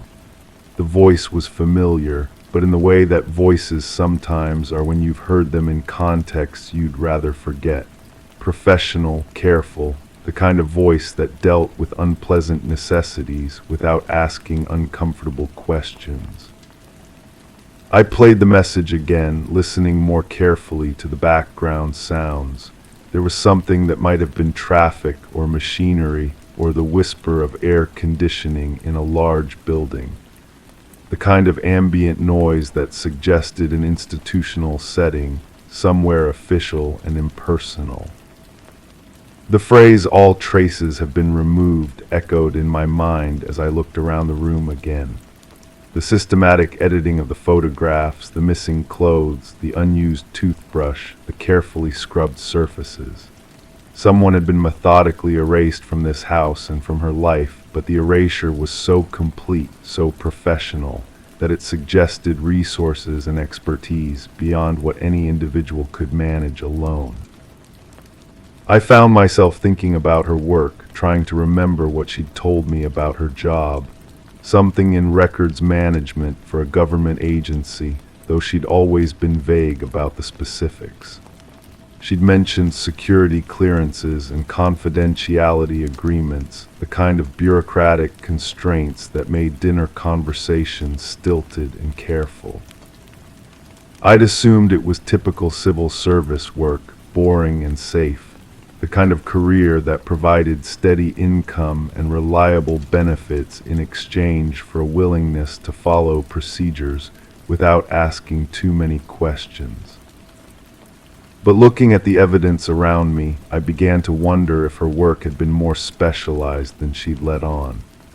The precision of the erasure, the systematic nature of it, suggested someone with professional knowledge of how to make people disappear from official records. And if she had that knowledge, if that was what she did for a living, then the question became whether she was the victim or the perpetrator. The kitchen drew me back, though I wasn't sure why. The damaged coffee cup still sat on the counter, its crack catching the light like a scar. I picked it up and examined it more closely. The crack wasn't random, it followed too straight a line, as if it had been deliberately scored and then subjected to just enough pressure to create the break. The kind of controlled damage that might be used to mark something, to distinguish it from identical objects. Inside the cup, barely visible unless you knew to look for it, was a faint residue. Not coffee stains, but something else, something that had dried to a thin film and left behind a smell that was both familiar and wrong. Sweet, but with an undertone that made my stomach clench and my mouth fill with saliva in the way that precedes nausea. I set the cup down carefully and backed away from the counter. My hands were shaking again, and I could feel sweat beading on my forehead despite the coolness of the house. The metallic smell seemed stronger now, or maybe I was just more sensitive to it, more aware of how it permeated everything and suggested things I didn't want to consider. The basement door was located off the kitchen, behind a narrow hallway I hadn't explored yet. I'd never been down there during my previous visits, had never had any reason to go below the main floor. But now the door seemed to draw my attention like a magnet, its simple wooden surface somehow more significant than it should have been. The handle turned easily, but the door itself was heavier than I'd expected, as if it had been reinforced or weighted somehow. The stairs beyond disappeared into darkness that my eyes couldn't penetrate, and the air that rose from below carried that metallic scent concentrated to an almost unbearable degree. I found a light switch and flicked it on, revealing a steep wooden staircase that descended into what appeared to be a finished basement. The walls were painted white, but the paint looked fresh, as if it had been applied recently to cover something underneath. The floor was concrete, also painted white, and so clean it seemed to glow under the fluorescent lights. Each step down felt like a descent into something I couldn't come back from. The air grew cooler as I went deeper, and the silence became more profound, as if the basement existed in its own separate world where normal sounds couldn't penetrate. My breathing echoed off the walls in a way that made me hyper-aware of my own presence in that sterile space. The basement was larger than I'd expected, stretching back under the entire footprint of the house. It had been converted into what looked like a combination office and storage area, with filing cabinets lining one wall and a desk positioned under a small window that provided the only natural light. But it was the far wall that made my breath catch in my throat. It was covered with photographs, dozens of them, arranged in neat rows like a gallery exhibition. But these weren't the family snapshots from upstairs. These were surveillance photos taken from a distance with telephoto lenses, showing people going about their daily lives unaware they were being watched. Shopping, walking, sitting in cars, entering and leaving buildings. The subjects were different, but the style was consistent, professional, methodical. I moved closer and realized with growing horror that I recognized some of the faces. Neighbors, acquaintances, people from the community who had simply vanished from their lives without explanation. People who had been reported missing but never found, their disappearances eventually filed away as cold cases or assumed voluntary departures. And there in the center of the wall was a series of photographs that made my legs go weak. They showed me, taken over what must have been weeks or months, documenting my routines and habits with the same clinical precision as the others. Me leaving for work, me shopping for groceries, me sitting in my car outside this very house on previous visits. But it was the final photograph in the series that made me understand the full scope of what I was looking at. It showed me standing in her living room, looking at the grandfather clock, taken from an angle that suggested the photographer had been inside the house, watching from the kitchen doorway. The timestamp showed it had been taken less than an hour ago. I spun around, suddenly aware that I might not be alone in the house after all, but the basement remained empty and silent. The photograph meant that someone had been here when I arrived, had watched me discover the evidence of their activities, had documented my reactions for reasons I couldn't begin to fathom.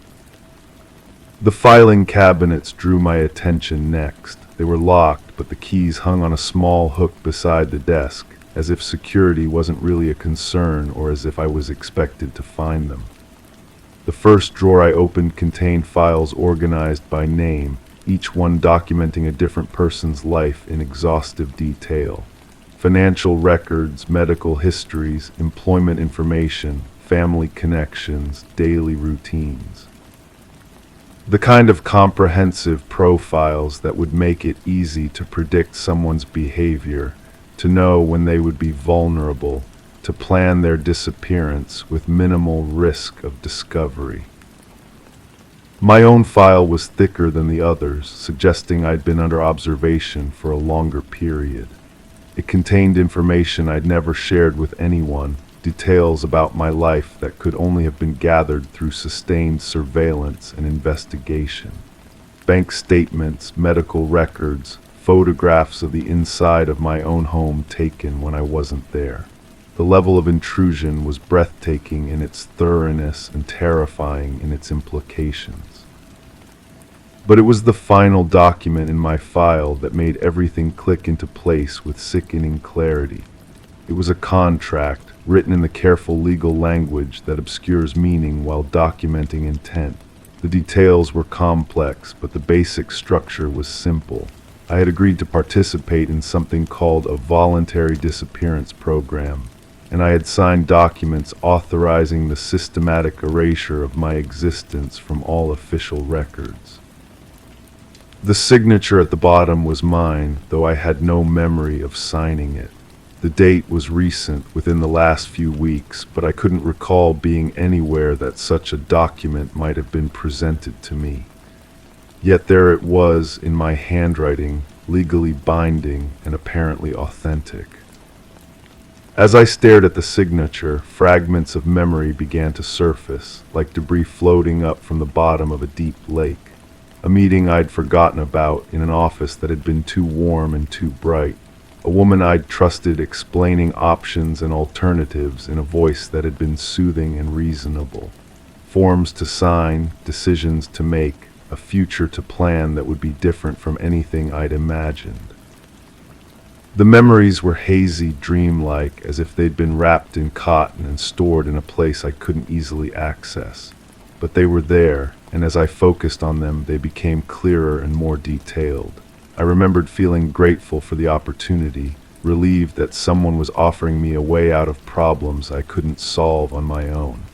I remembered signing the documents eagerly, convinced that I was making the right choice for everyone involved. But I also remembered something else, something that made my hands shake as I held the contract. I remembered asking about her, about what would happen to the people I cared about whether they would understand why I had to disappear.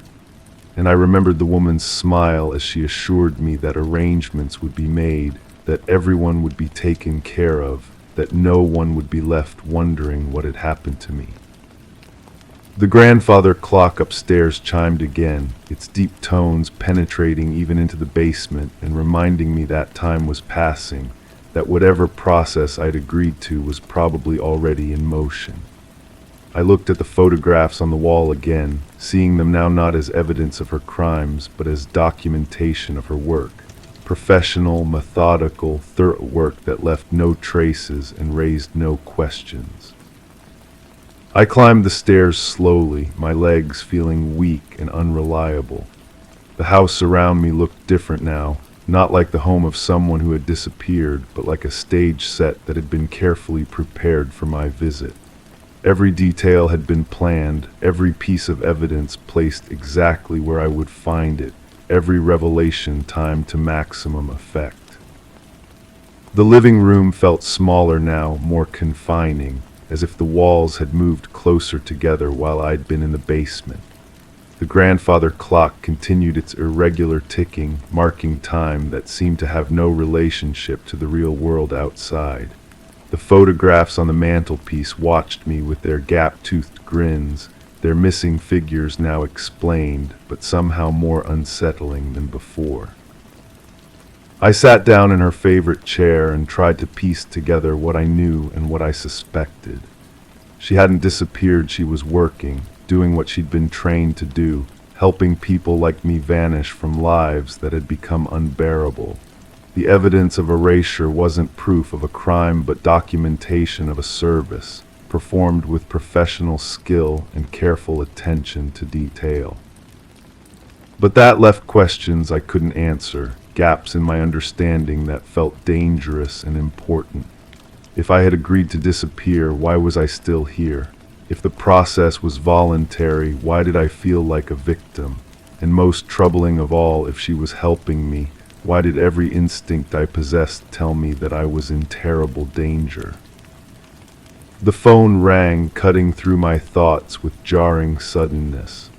I let it ring once, twice, 3 times before reaching for it, my hand trembling as I lifted the receiver.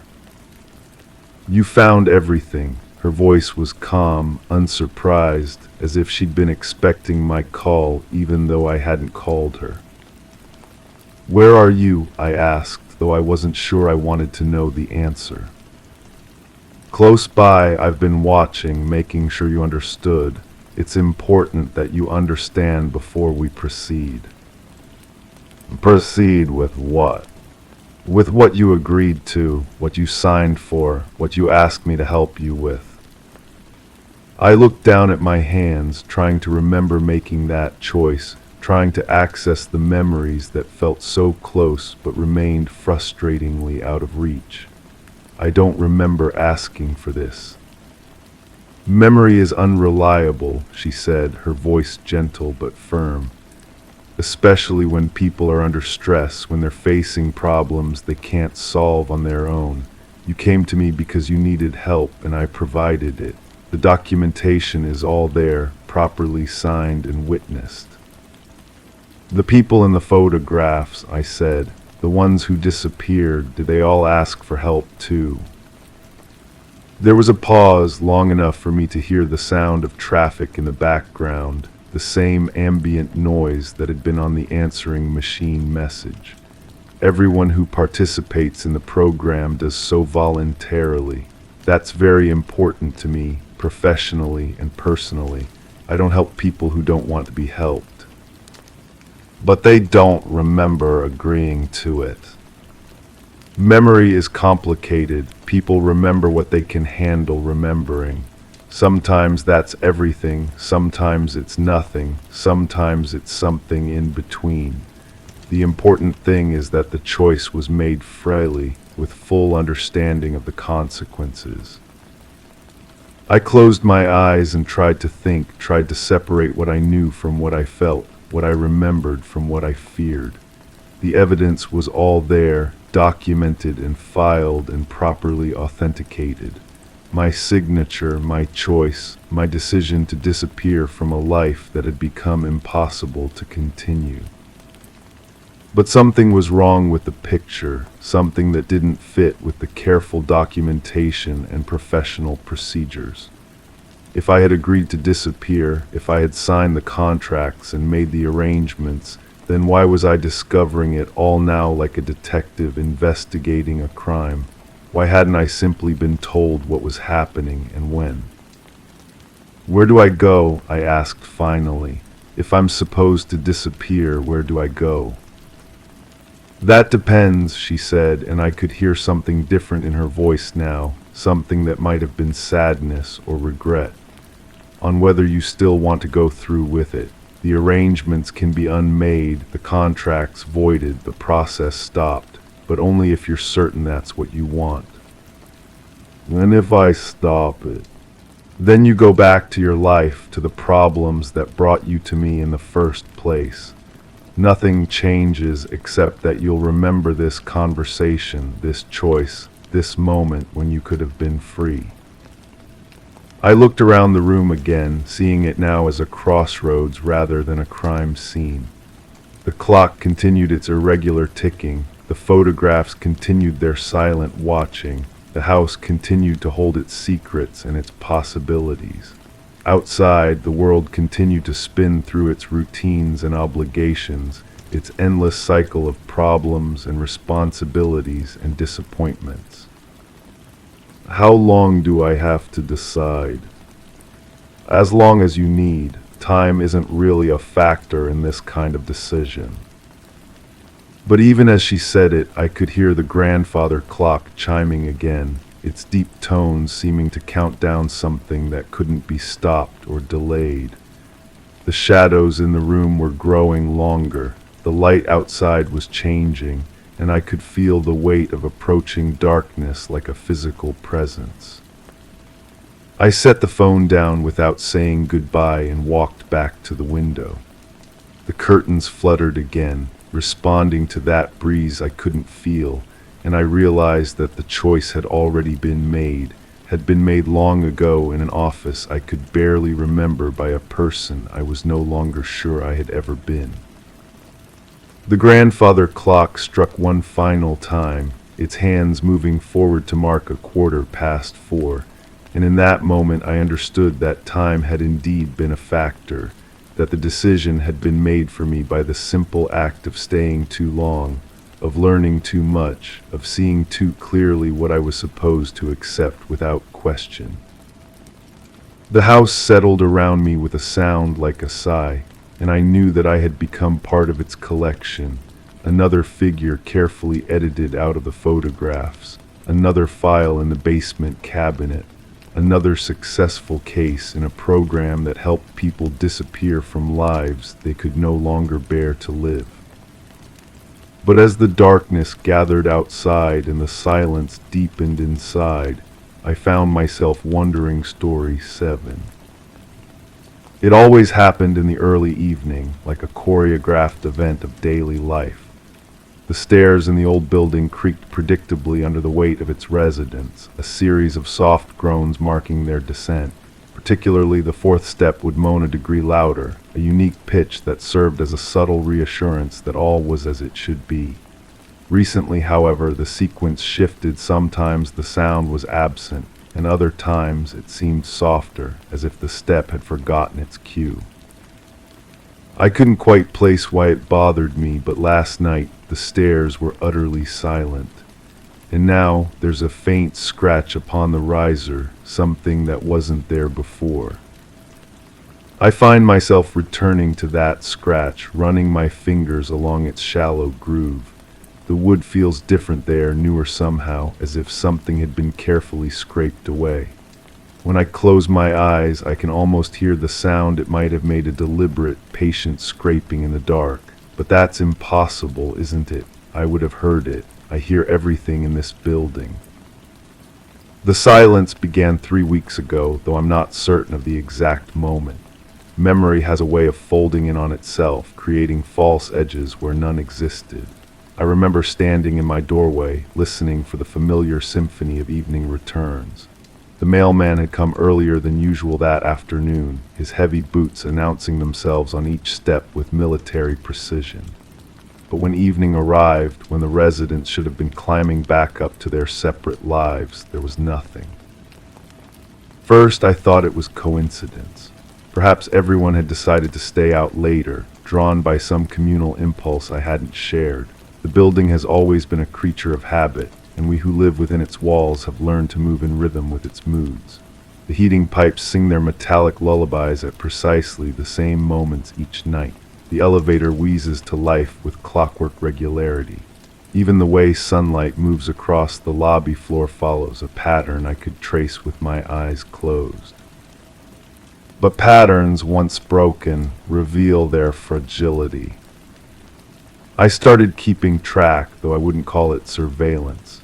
That word carries implications I'm not ready to accept. I simply began to notice things more carefully. The young woman from the second floor, who always wore those soft-soled shoes that whispered against the steps, I realized I hadn't heard her distinctive shuffle in days.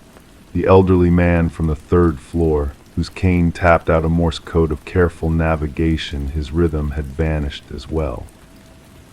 It was during this period of heightened attention that I first noticed him.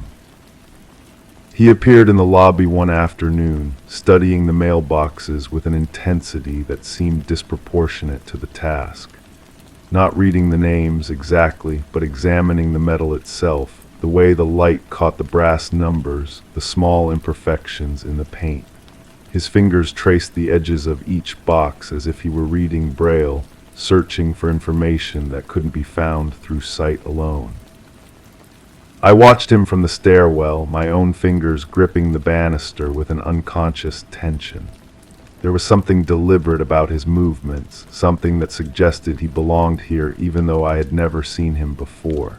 He wore a maintenance uniform, the kind of generic blue jumpsuit that grants invisibility in apartment buildings. But his shoes were wrong too clean, too expensive for someone who spent their days fixing leaky faucets and changing light bulbs. When he finally looked up, our eyes met through the gap in the stairwell. He smiled, a practiced expression that never reached his eyes, and raised his hand in a casual wave. I found myself waving back before I could consider whether I wanted to acknowledge him. Something about that automatic response troubled me for hours afterward. The next evening, the stairs were silent again. I began to understand that the absence of sound was not random. It coincided with his visits, though I couldn't determine the exact nature of the connection. He appeared irregularly, sometimes in the morning, sometimes late at night, always with that same careful attention to details that others might overlook. Once I saw him in the basement, examining the foundation walls with a small flashlight. Another time he was on the roof, though I only glimpsed him through my window as he moved between the air conditioning units. The scratch on the fourth step appeared after one of these visits. I've studied it extensively now, this small violation of the familiar. It runs diagonally across the wood grain, about 3 inches long, carved with something sharp but not violent. The edges are clean, purposeful. If I had to guess, I would say it was made with a utility knife, drawn slowly and deliberately to avoid the harsh scraping sound that would have alerted the residents. But why mark this particular step? The fourth step, the one that sang louder than the others, the one that announced every homecoming with its distinctive voice. Now it remains silent, its song somehow muted by that thin line carved into its surface. I've tested this theory, of course. Late at night, when I'm certain the building sleeps, I've walked up and down those stairs countless times. The fourth step no longer creaks. Whatever structural tension once caused its musical complaint has been released by that careful incision. The scratch wasn't vandalism, it was surgery. This realization led me to examine the other steps more closely. What I found disturbs me in ways I struggle to articulate. Each step bears some small alteration, invisible unless you know where to look. A tiny hole drilled near the back edge of the seventh step, a thin wire inserted between the boards of the 11th, small adjustments that have collectively silenced the staircase's natural voice. The building has been muted. I find myself wondering about the residents who should be using these stairs. The young woman with the whispered footsteps, when did I last see her collecting her mail? The elderly man with his careful cane, his apartment window has remained dark for longer than I care to calculate. One by one, the familiar sounds of habitation have faded, leaving only the mechanical hums and clicks of the building's infrastructure. Yet the man in the maintenance uniform continues to appear. I've tried to approach him to engage in the kind of casual conversation that neighbors might share. But he moves with a purpose that discourages interruption, always focused on some task that seems urgent yet invisible. When I've attempted to speak, he responds with polite deflection, mentioning repairs that need completing, inspections that can't wait. His voice carries no accent I can identify, no regional markers that might hint at his origins. It's a voice designed to be forgotten. The building management company doesn't return my calls. I've left messages, sent emails, even written a formal letter expressing my concerns about unauthorized maintenance work. The responses, when they come at all, are form letters thanking me for my interest in building security and assuring me that all maintenance personnel are properly vetted and supervised. But the signatures are illegible, and the phone numbers lead to automated systems that never connect to actual human beings. It's possible, of course, that I'm mistaken about everything. Paranoia has a way of creating patterns where none exist, of transforming coincidence into conspiracy. The residents might have moved away naturally, their leases expiring in an unremarkable sequence of urban transition. The maintenance work might be legitimate, part of some long-term renovation project that wasn't properly communicated to the tenants. But the scratch on the fourth step tells a different story. I've begun to document everything, though I'm not sure what I hope to accomplish. Photographs of the modified steps, recordings of the unnatural silence, detailed notes about the maintenance man's appearances and activities. The evidence, if it can be called that, fills a notebook that I keep hidden behind my bedroom radiator. Sometimes I review these notes and feel convinced of their importance. Other times, they read like the obsessive scribblings of someone losing their grip on reality. The ambiguity is perhaps the most unsettling aspect of the entire situation. I can construct logical explanations for every observation, innocent reasons for every suspicious detail. Yet the accumulation of these explanations feels more implausible than the darker alternatives my imagination provides. Late at night, when sleep refuses to come, I find myself standing by my door, listening to the building's reduced vocabulary. The heating pipes still sing, but their song seems lonelier now, lacking the harmonic accompaniment of human movement. The elevator continues its mechanical routine, but I never hear it discharge passengers. The building breathes, but it no longer speaks. And in that silence, I hear something else. Footsteps that don't follow the familiar patterns, moving with practiced stealth through corridors that should be empty. The sound of doors opening and closing with mechanical precision. Voices that murmur just below the threshold of comprehension, discussing matters that I'm not meant to understand. I've considered leaving, of course. finding another apartment, another building, another set of familiar sounds to learn and love. But something keeps me here, some combination of curiosity and stubborn resistance that I can't quite name. This is my home, these are my stairs, and that scratch on the fourth step feels like a challenge I'm not ready to concede. The maintenance man appeared again this morning, earlier than usual. I watched him from my window as he stood in the courtyard, looking up at the building's facade with that same intense attention he brings to every task. For a moment, I thought he was looking directly at my window, and I stepped back instinctively. When I looked again, he was gone. But on the fourth step, the scratch seems deeper now, more pronounced, as if someone had traced it again with their knife, refreshing the mark, ensuring it wouldn't fade with time or wear. The wood around it has begun to splinter slightly, creating tiny fragments that catch the light like scattered glass. I run my fingers along that groove and wonder what other changes I haven't noticed yet. What other familiar sounds have been surgically removed from my daily experience? What other small violations have been performed while I slept, trusting in the building's protective embrace? The scratch feels warm under my fingertips, though that's surely impossible. Wood doesn't retain heat that way, doesn't hold the memory of the blade that carved it.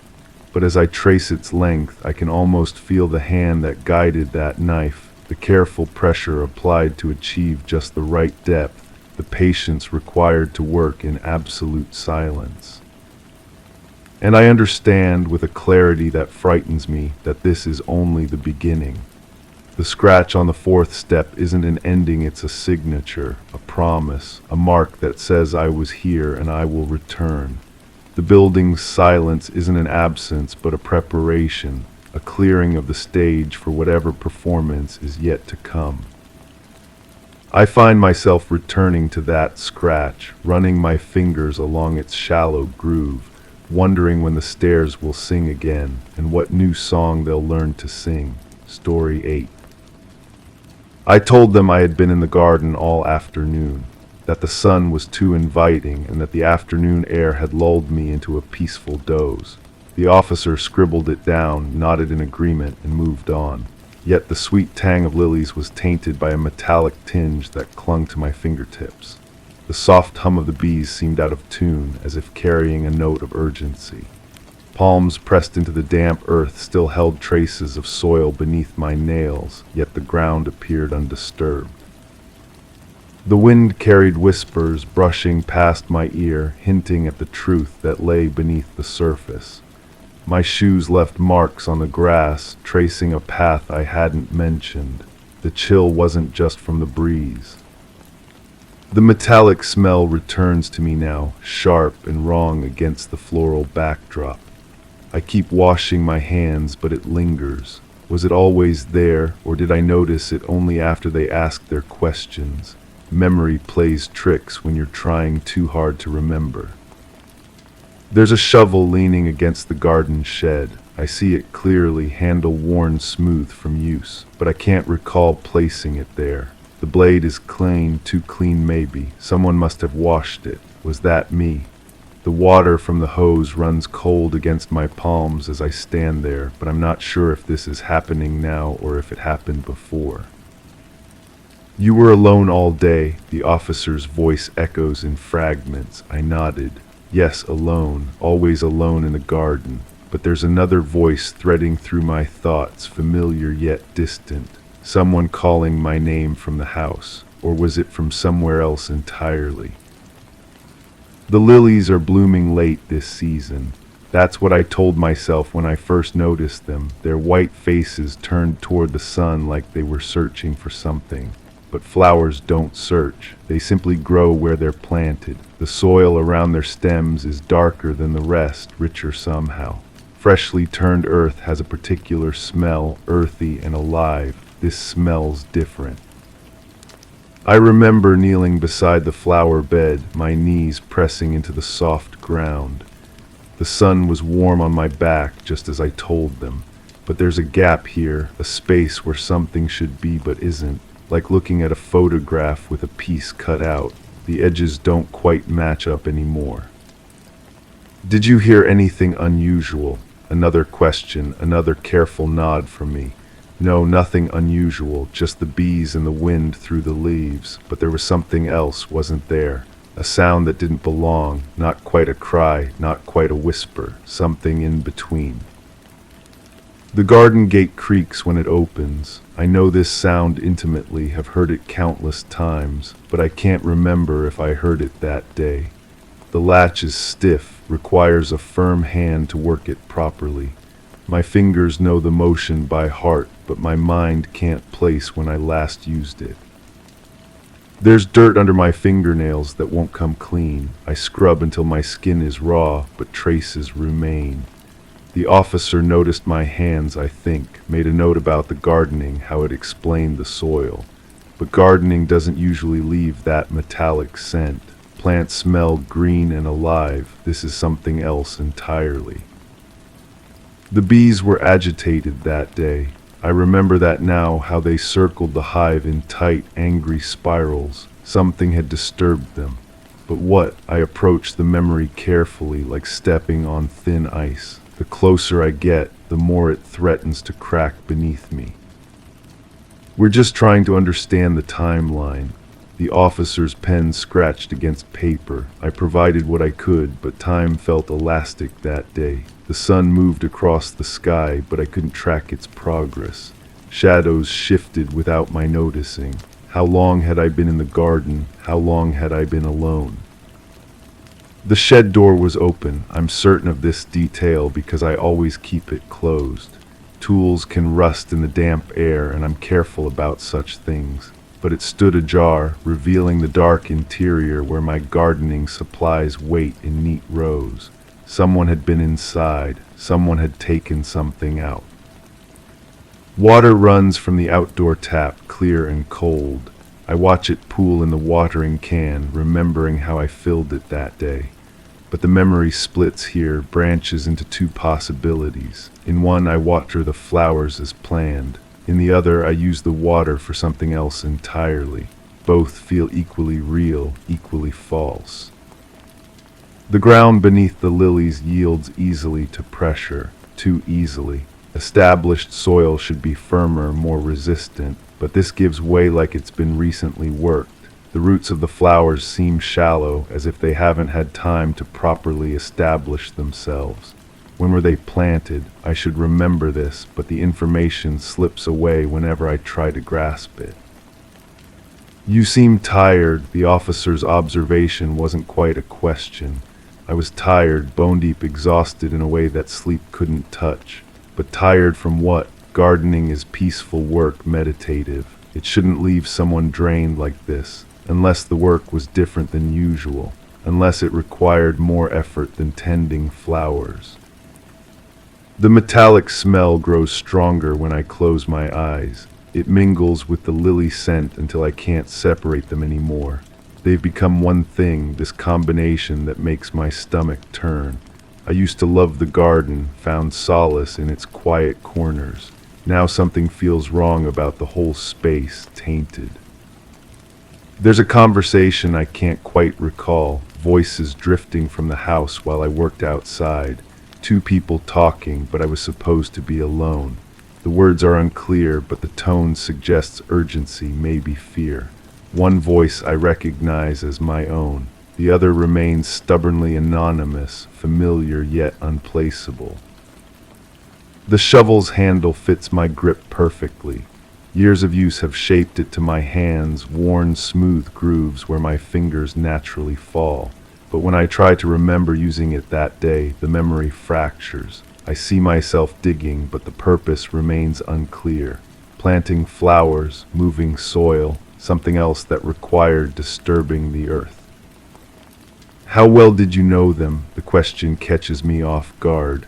Know who? I was alone in the garden, alone in the house. But the officer's eyes suggest otherwise, as if my solitude is just another story I'm telling. The truth feels slippery, harder to hold onto than I expected. The bees have settled now, returned to their regular patterns, But that day they were different, agitated by something that disrupted their routine. Bees are sensitive creatures, respond to changes humans might miss. What did they sense that I'm still trying to remember? My shoes carry traces of that darker soil, the rich earth from around the lilies. I scrape them clean, but particles cling to the treads like they don't want to let go. Each step I take through the house leaves tiny reminders, breadcrumbs leading back to whatever happened in the garden. The sun was indeed inviting that day. This part of my story holds true, but invitation and reality don't always align. The warmth on my skin, the peaceful drowse I mentioned to the officer, these things happened. But they happened around something else, something that fills the gaps between comfort and unease. Water from the hose runs clear, but I remember it running red for just a moment. A trick of light, maybe, or rust from old pipes, but the image sticks, refuses to be explained away. I tested the water, let it run until any discoloration faded. How long did that take? Long enough for someone to notice, long enough for questions to form. The garden gate's creak echoes in my memory, but I can't place it in sequence. Did it open? Did it close? Was someone arriving or leaving? The sound exists in isolation, disconnected from context, like a word spoken in an empty room, meaningful but incomplete. We appreciate your cooperation, the officer's final words before leaving, but cooperation suggests I had something to offer, information that helped their investigation. What did I tell them beyond my simple story of an afternoon in the garden? What details did I provide that I can't now recall? The metallic scent fades with scrubbing, but never completely disappears. It's become part of the garden now, woven into the very air I breathe when I step outside. The lilies continue to bloom, their white faces innocent and beautiful. But beauty can hide so much, can't it? Can make us forget to look deeper, to question what lies beneath the surface. I return to the flower bed, kneeling where I knelt before. The soil is still soft, still darker than it should be. My hands remember the motion of digging, even if my mind can't recall the purpose. The earth yields to my touch like an old friend keeping secrets.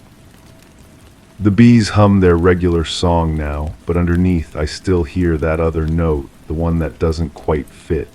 It's become part of their music, this discordant element that speaks of things disturbed and not quite settled. They know what happened here. They remember what I'm still trying to forget. The shovel leans against the shed, clean and waiting, ready for the next task, whatever that might be. But some tools carry the memory of their use, hold echoes of the work they've done. When I touch the handle, my hands remember motions my mind has chosen to forget. The weight of displaced earth, the resistance of roots, the careful placement of something that needed to be hidden. The metallic smell returns with the memory, sharp and unmistakable now. Not rust from pipes or tricks of light in running water. Something else entirely. Something that explains the bees' agitation and the soil's unnatural richness. Something that makes the lilies bloom so white and pure above their dark bed of secrets. I told them I had been in the garden all afternoon, and this was true, but truth, like soil, can be layered. What grows on the surface isn't always what lies beneath. The officer believed my story because it felt complete, matched what he expected to hear. But stories, like gardens, require tending. Some things must be buried deep to keep the surface beautiful. The metallic scent clings to my fingertips still, a reminder that some stains go deeper than skin. Story 9. The perimeter was intact upon initial inspection, with all windows latched and shutters drawn tight. The study retained its usual static order books aligned, desk surfaces devoid of clutter. A single armchair once adjacent to the window was now aligned with the entryway, its orientation askew by 20 degrees. Dust patterns on the floor remained undisturbed, yet the chair's base bore no marks of movement. The clock on the wall displayed the correct time, though its pendulum was silent and motionless. No footprints marred the corridor carpet, and yet the air felt displaced without reason. I run my fingers along the chair's worn leather armrest now, months later, feeling for impressions that might have been overlooked. The texture speaks of habitual use, of someone who favored this particular spot for reading, for thinking. But the chair had moved 20 degrees. I measured it myself twice, using the compass app on my phone, and then again with an actual compass borrowed from the evidence locker. The detective assigned to the case had shrugged when I mentioned the chair. Missing persons don't generate the same urgency as homicides, he'd said. People leave of their own accord more often than not, but I couldn't shake the image of that chair, turned toward the door as if waiting for someone to enter, or perhaps positioned to watch someone leave. I remember the neighbor's statement, delivered in fragments during our first interview. She lived across the narrow street, her kitchen window offering a direct view into the study when both sets of curtains were open, which they usually were, she insisted, at least during daylight hours. The occupant was methodical about such things, she said. Morning routine never varied. Curtains drawn back at 7 sharp, coffee carried to the chair by the window, newspaper spread across the small side table. But that morning the curtains remained closed. I flipped through my notes, searching for the exact wording. The paper crinkles between my fingers, edges worn from repeated handling. The neighbor had called it unusual, then corrected herself. Not unusual, wrong. The word carried weight when she spoke it, as if she were describing something fundamentally disturbed in the natural order. The missing person report was filed by a colleague who'd grown concerned after 3 consecutive missed appointments. Professional obligations abandoned without explanation struck everyone as completely out of character. The missing individual maintained schedules with almost compulsive precision, according to multiple witnesses. Meeting times honored to the minute. Deadlines met days in advance. A life structured around predictability. Yet the chair had moved. I closed my eyes and tried to reconstruct the scene as I first encountered it. The stillness was what struck me initially. Not just quiet, but motionless, as if the entire room had been holding its breath. The books on the shelves appeared untouched, their spines creating neat vertical lines broken only by the occasional horizontal volume. A few papers sat stacked on the desk, weighted down by a smooth river stone that served as a paperweight. The papers contained nothing remarkable. Bills paid in advance, a grocery list written in careful handwriting, a partially completed crossword puzzle with only the easier clues filled in, normal life suspended mid-sentence. But the clock troubled me more than the chair, if I'm being honest. A pendulum clock keeps time through motion, through the steady swing of its weighted mechanism. When I found it, the hands displayed the correct time down to the minute, yet the pendulum hung motionless. I asked the neighbor about this during our second conversation.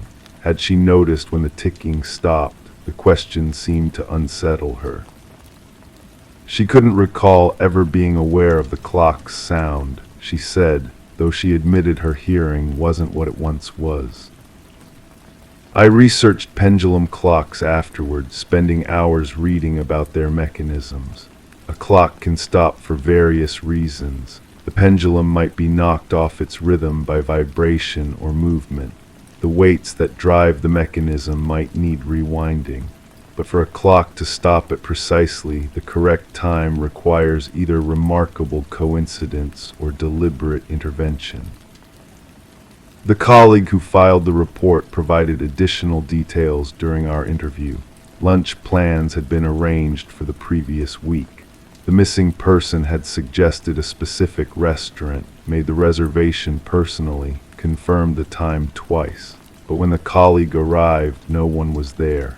The restaurant staff confirmed the reservation, but said no one had appeared to claim the table.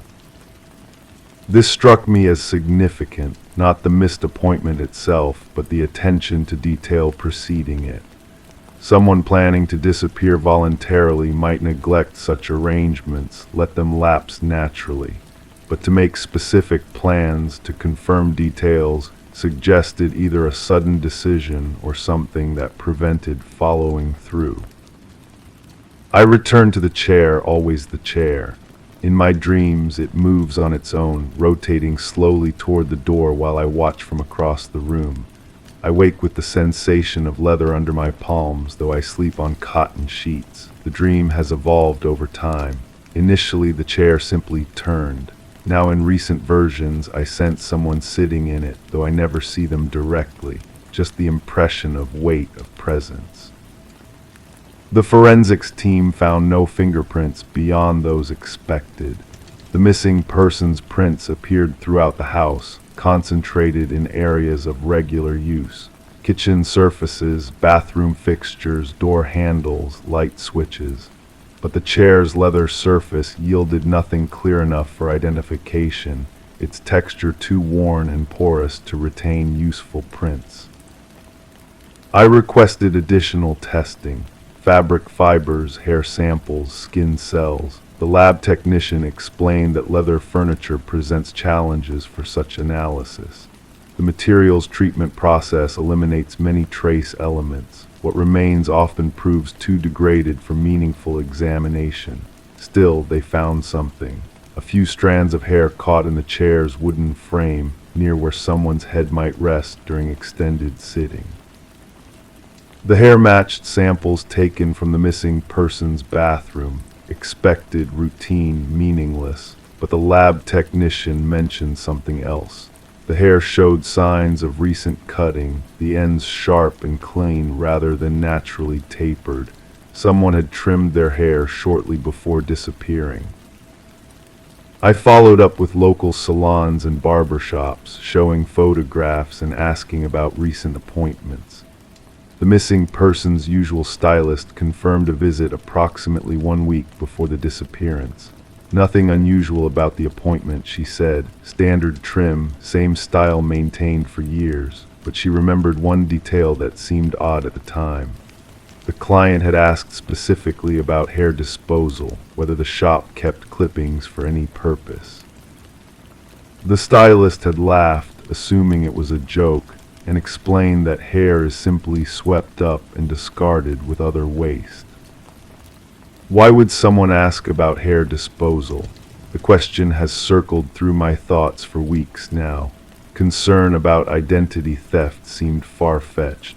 Hair clippings don't contain enough genetic material for most practical purposes, and even if they did, a determined person could obtain samples more easily through other means. Unless the question wasn't about protecting identity, but about erasing it. I've started visiting the house regularly, though officially the case remains inactive. The department considers it a voluntary disappearance pending evidence to the contrary. No signs of struggle, no indication of foul play, no credible threats or enemies. Just someone who walked away from their life without explanation. But people don't simply walk away from locked houses. The doors were secured from the inside, deadbolts engaged, chain locks fastened. The only key found was in the missing person's pocket, according to the neighbor who discovered it during a wellness check. She'd used her spare key to enter, finding the house empty but thoroughly secured. How does someone leave a locked house without a key? The neighbor's story has remained consistent through multiple interviews. She became concerned after noticing the curtains remained closed for several consecutive days. Her attempts to reach the occupant by phone went unanswered. Eventually, she used her spare key to check on their welfare. She found the house empty, the study arranged exactly as I later documented, the chair turned toward the door. I asked her to demonstrate using the spare key to show me precisely how she'd entered. She led me through the process step by step. Key in the lock, turn counterclockwise, push the door open. But then she paused, her hand still on the doorknob. The chain lock had been fastened, she remembered suddenly. She'd had to close the door and call through it, asking if anyone was home, before realizing she would need to contact authorities about a possible emergency. But in her formal statement, she'd made no mention of the chain lock. I reviewed the document carefully, checking for any reference to additional security measures. Nothing. When I pointed out this discrepancy, she seemed genuinely confused. She remembered the chain lock clearly now, she insisted, but couldn't explain why she'd omitted it from her original account. Memory is unreliable, particularly under stress. I've learned this through years of interviewing witnesses, victims, suspects. People remember what they expect to remember, fill gaps with logical assumptions, revise details to create coherent narratives. But the chain lock detail bothered me because it complicated the already puzzling circumstances. If the chain lock was engaged, the neighbor couldn't have entered immediately. She would have needed to wait for police or fire department assistance to gain access. This would have created an official record, a paper trail documenting the forced entry, but no such record exists. The responding officer's report describes a routine wellness check with voluntary access provided by a concerned neighbor. I contacted the officer who'd responded to the initial call. He remembered the incident vaguely, describing it as unremarkable. Missing person cases were common enough, he said, and this one seemed straightforward. No signs of disturbance, no evidence of criminal activity. He documented the scene, taken the neighbor's statement, filed the appropriate paperwork. But when I asked about the chain lock specifically, he frowned. He couldn't recall any mention of additional security measures. If the door had been chained from inside, he would have needed to document the method used to gain entry. Such details were standard procedure, he assured me. The absence of any such documentation suggested the chain lock hadn't been engaged when he arrived. So either the neighbor's revised memory was incorrect, or someone had unfastened the chain lock between her initial attempt to enter and the officer's arrival. But who and how if the house was empty? I returned to the study again, drawn by questions that multiply rather than resolve. The chair sits in its displaced position, 20 degrees off its original orientation. I've never moved it back. Something about its current placement feels intentional, purposeful, as if moving it would disturb an arrangement meant to convey meaning. The books on the shelves have become familiar through repeated examination. Fiction and nonfiction mixed together without apparent organization. Philosophy beside mystery novels, cookbooks adjacent to technical manuals. But one volume catches my attention during this visit, though I can't explain why.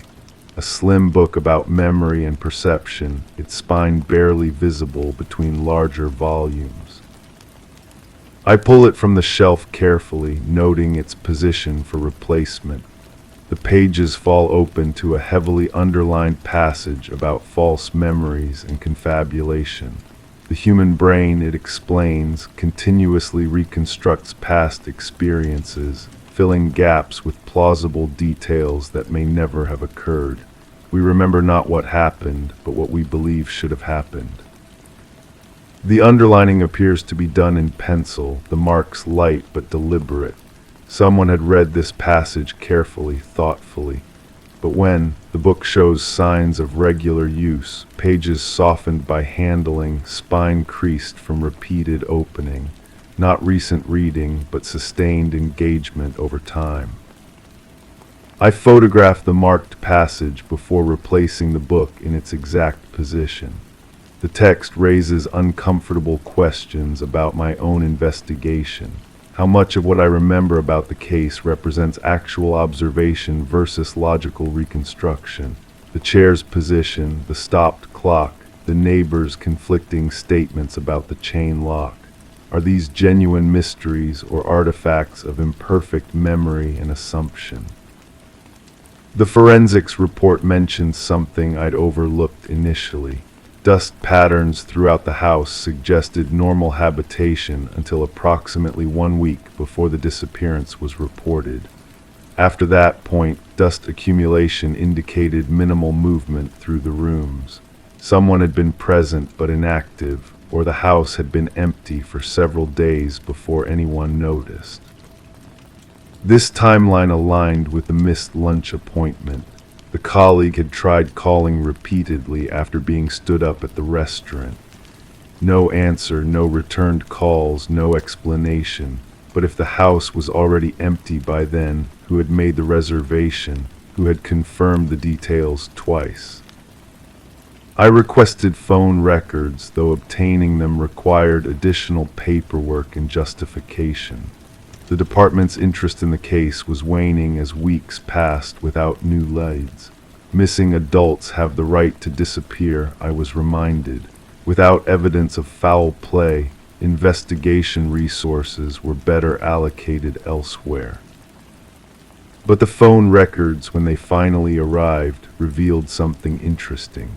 The calls to confirm the lunch reservation had been made from the house's landline.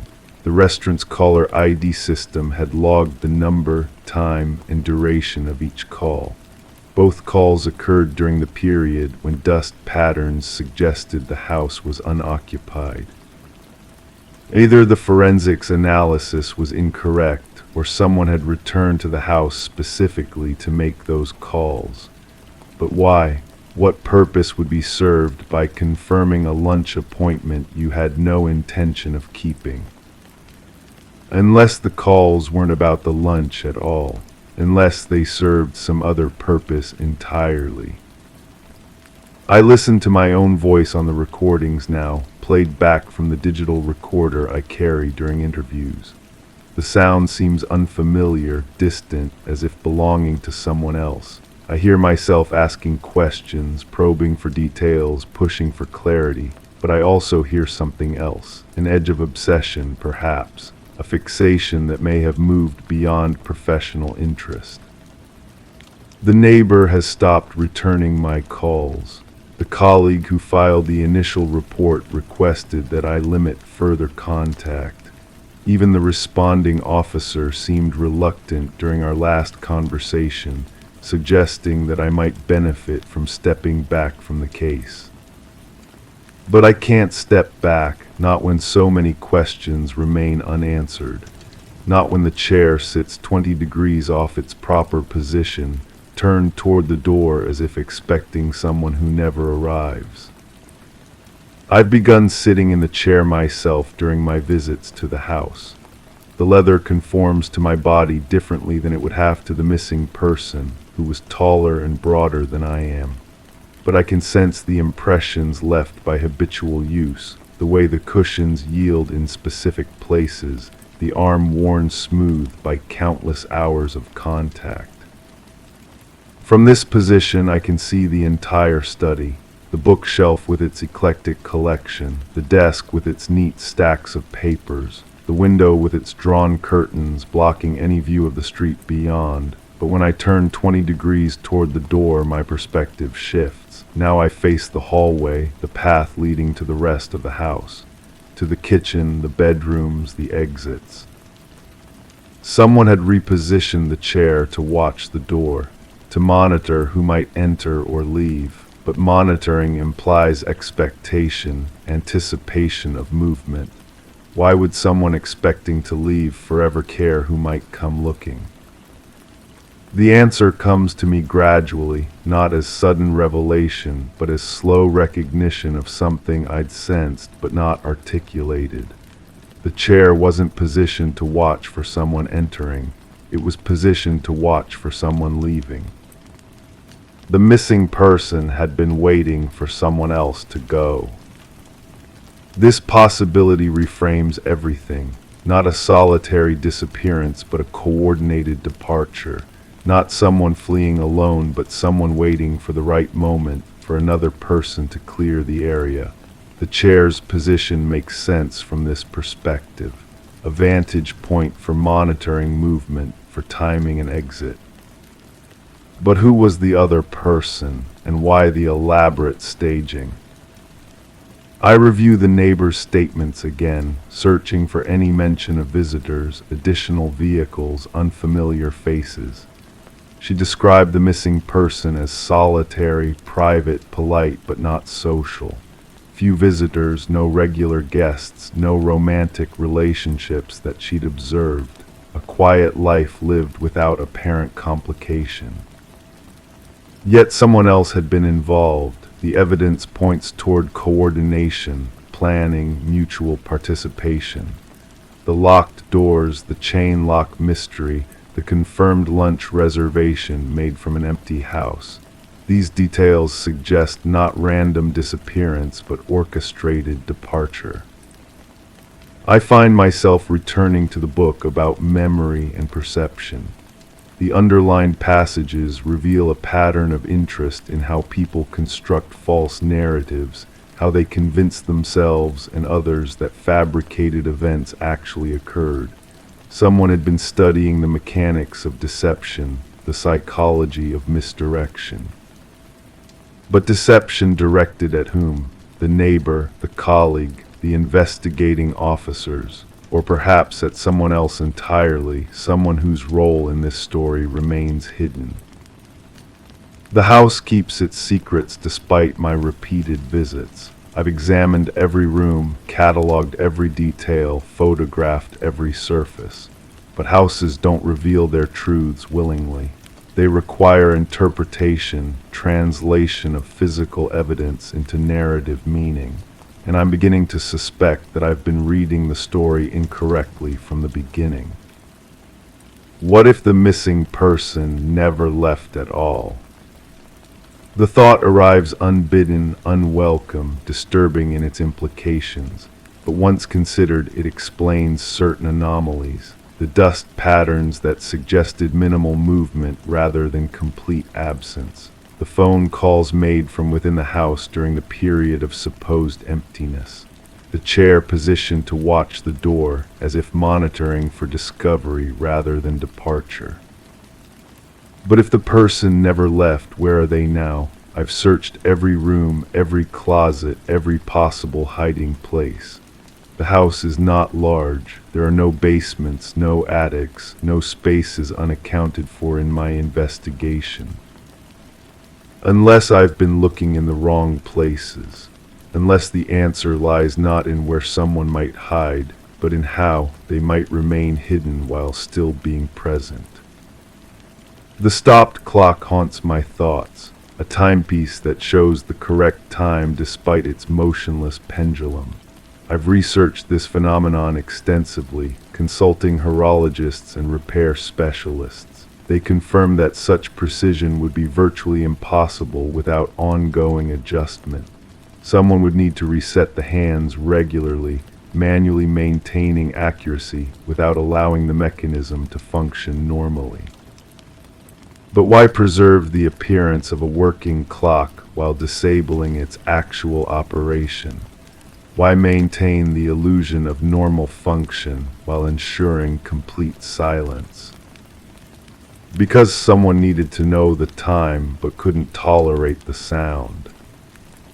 The realization strikes me as I sit in the repositioned chair, staring at the silent timepiece. Someone had been hiding in this house, remaining motionless for extended periods, monitoring the clock for timing purposes while requiring absolute quiet to avoid detection. The chair's position allowed observation of both the door and the timepiece simultaneously. But hiding from whom? The neighbor who possessed a spare key, the colleague who might come looking, or someone else entirely, someone whose presence would explain the elaborate precautions and careful staging. I consider the timeline again. The missed lunch appointment, the unanswered phone calls, the neighbor's eventual wellness check. If someone had been hiding in the house during this period, they would have needed to remain concealed even during the police officer's initial investigation. But where? How? The answer might lie in the one place I haven't thoroughly examined, not a physical location, but a temporal one.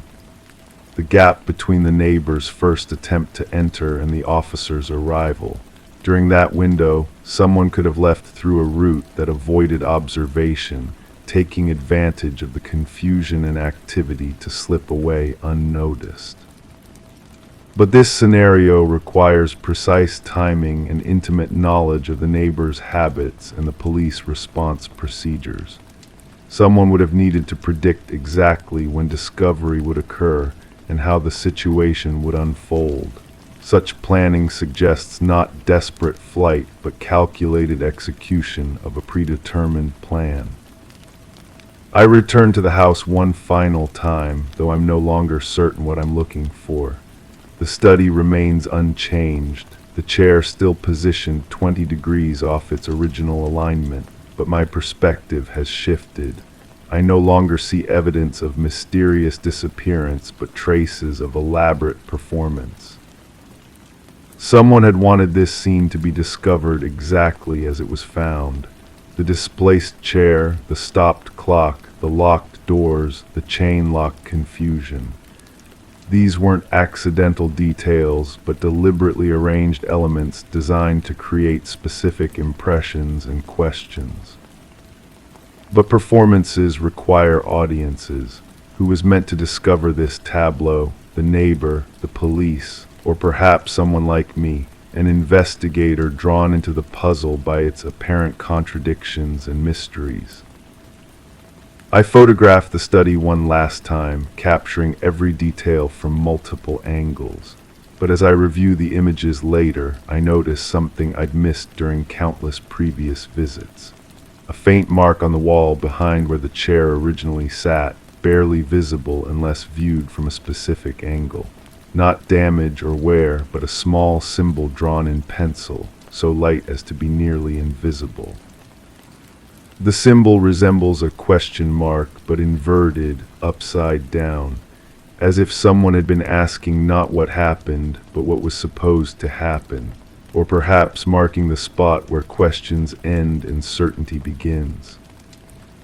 I traced the mark with my finger, feeling the slight indentation left by the pencil's pressure. Someone had drawn this deliberately, marking something significant about this location. The chair's original position, perhaps, or a reminder of something that needed to be remembered. But remembered by whom and for what purpose? The case file will remain open indefinitely, though active investigation has ceased. Missing persons cases rarely achieve the closure that homicides or thefts provide. People disappear for countless reasons, most of them personal and private. The law respects their right to vanish, to reinvent themselves, to escape whatever circumstances made departure seem necessary. But I'm no longer convinced that anyone actually disappeared. The evidence suggests something more complex, more deliberate, a carefully orchestrated event designed to create the appearance of mystery while concealing a simpler truth. Someone had needed to become invisible without actually leaving, to maintain presence while avoiding detection. The question mark on the wall seems to pulse in my peripheral vision as I prepare to leave the house for what I know will be the last time. Not because the mystery is solved, but because I've finally understood that it was never meant to be solved. Only experienced, contemplated, absorbed into the growing collection of questions that define the boundary between what we know and what we imagine we know. I lock the door behind me and return the key to the neighbor, who accepts it without meeting my eyes. She knows I've been visiting regularly, though she's never asked about my findings or progress. Perhaps she, like everyone else involved in this case, has moved beyond the need for answers into the more comfortable realm of accepted uncertainty. The chair remains positioned 20 degrees off its original alignment. The clock continues displaying the correct time while its pendulum hangs motionless. The dust patterns will shift and change, erasing the evidence of minimal movement that once suggested recent presence. But the inverted question mark will remain, invisible to casual observation, marking the spot where someone once sat and planned something that I may never fully understand. A reminder that some mysteries are designed not to be solved, but to be lived with, carried forward as permanent questions that shape how we see the world around us.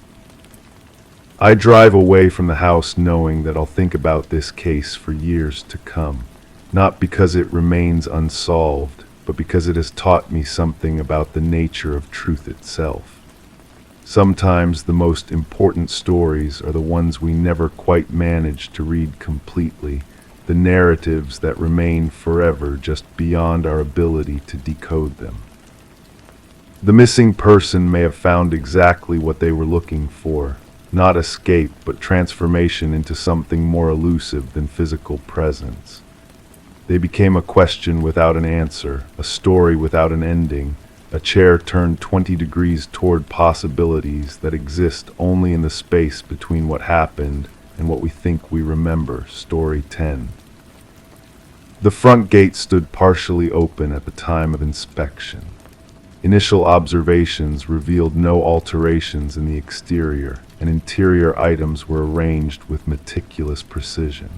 The blinds in the den were drawn tightly, blocking any natural light. A calendar on the wall displayed the previous month without a single date marked. The refrigerator emitted a faint hum, yet contained no perishable goods, only a solitary milk carton without an expiration date. The digital clock on the nightstand displayed an hour that wasn't plausible, given the shadows outside. No sign of forced entry was detected. All windows were locked securely. However, the faint aroma of fresh paint lingered in the main hallway, with no visible renovations. I keep coming back to that smell, the way it clung to my clothes afterward, settling into the fabric like a memory I couldn't shake.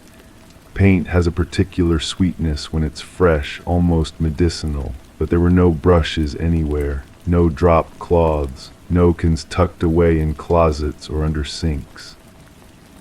The milk carton bothers me more than it should. I opened it once just to see.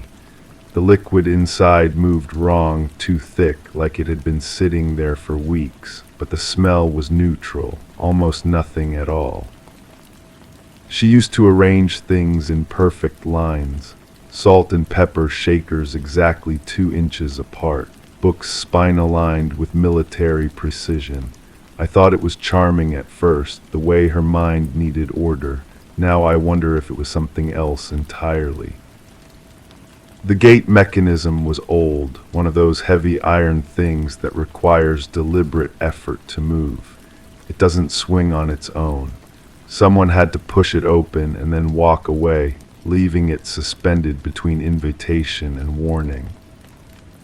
I dream about that hallway sometimes. The way my footsteps echoed differently in certain spots, as if the floor beneath had hollow spaces. During the inspection, I walked it 3 times, counting my steps, 27 from the front door to the kitchen entrance, always 27. The neighbor mentioned seeing lights at unusual hours. Not regular lights, she said, something that flickered, like candles, but electric. I asked her to describe the pattern, but she just shrugged and said it reminded her of Morse code, dots and dashes against the drawn blinds. That calendar haunts me, not just because it was wrong, but because of what wasn't there. No appointments, no birthdays circled, no grocery lists taped to the corner, just 30 blank squares staring back like empty windows. I found a receipt in the kitchen drawer, folded small and tucked behind the utility bills. Hardware store, paint remover, dropped cloths, brushes. The items were circled in red ink, but there was no evidence they'd ever been used. The receipt felt soft, like it had been handled repeatedly. The digital clock read 3:47 when I first saw it. The shadows outside suggested early afternoon, maybe 1 o'clock. I stayed for 2 hours, taking notes, photographing angles. When I left, the clock still read 3:47. Batteries don't die that precisely. She called me once weeks before the inspection. Her voice sounded different, smaller somehow. She asked if I believed people could disappear without actually leaving. I told her that was impossible. Now I'm not so certain. The paint smell was strongest near the bedroom doorway. I ran my hand along the wall, looking for wet spots or texture changes.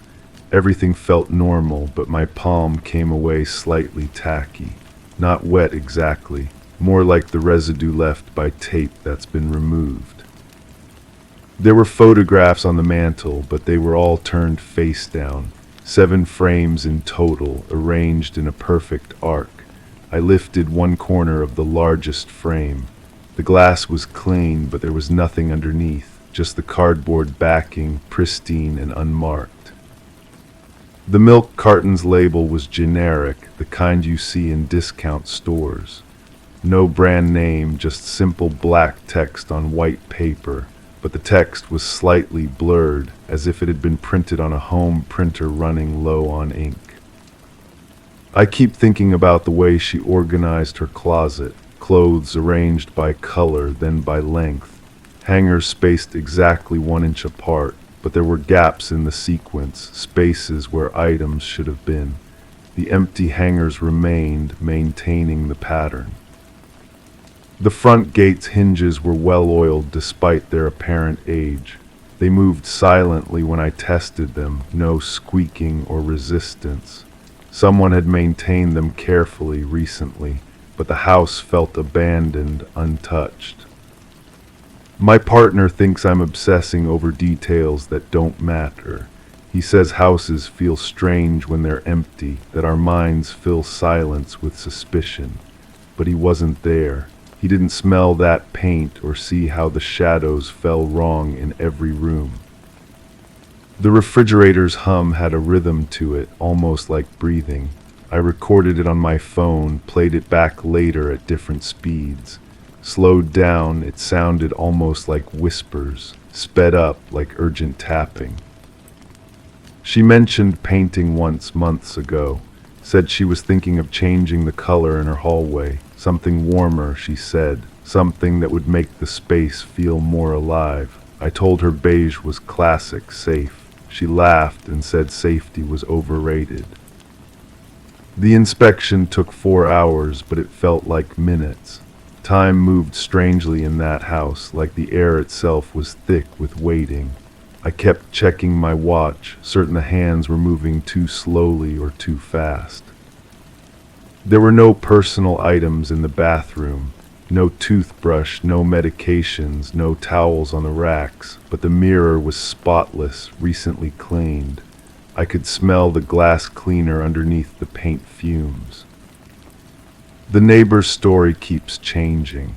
First she said the lights were white, then yellow, then blue. First they flickered every night, then just on weekends, then only when it rained.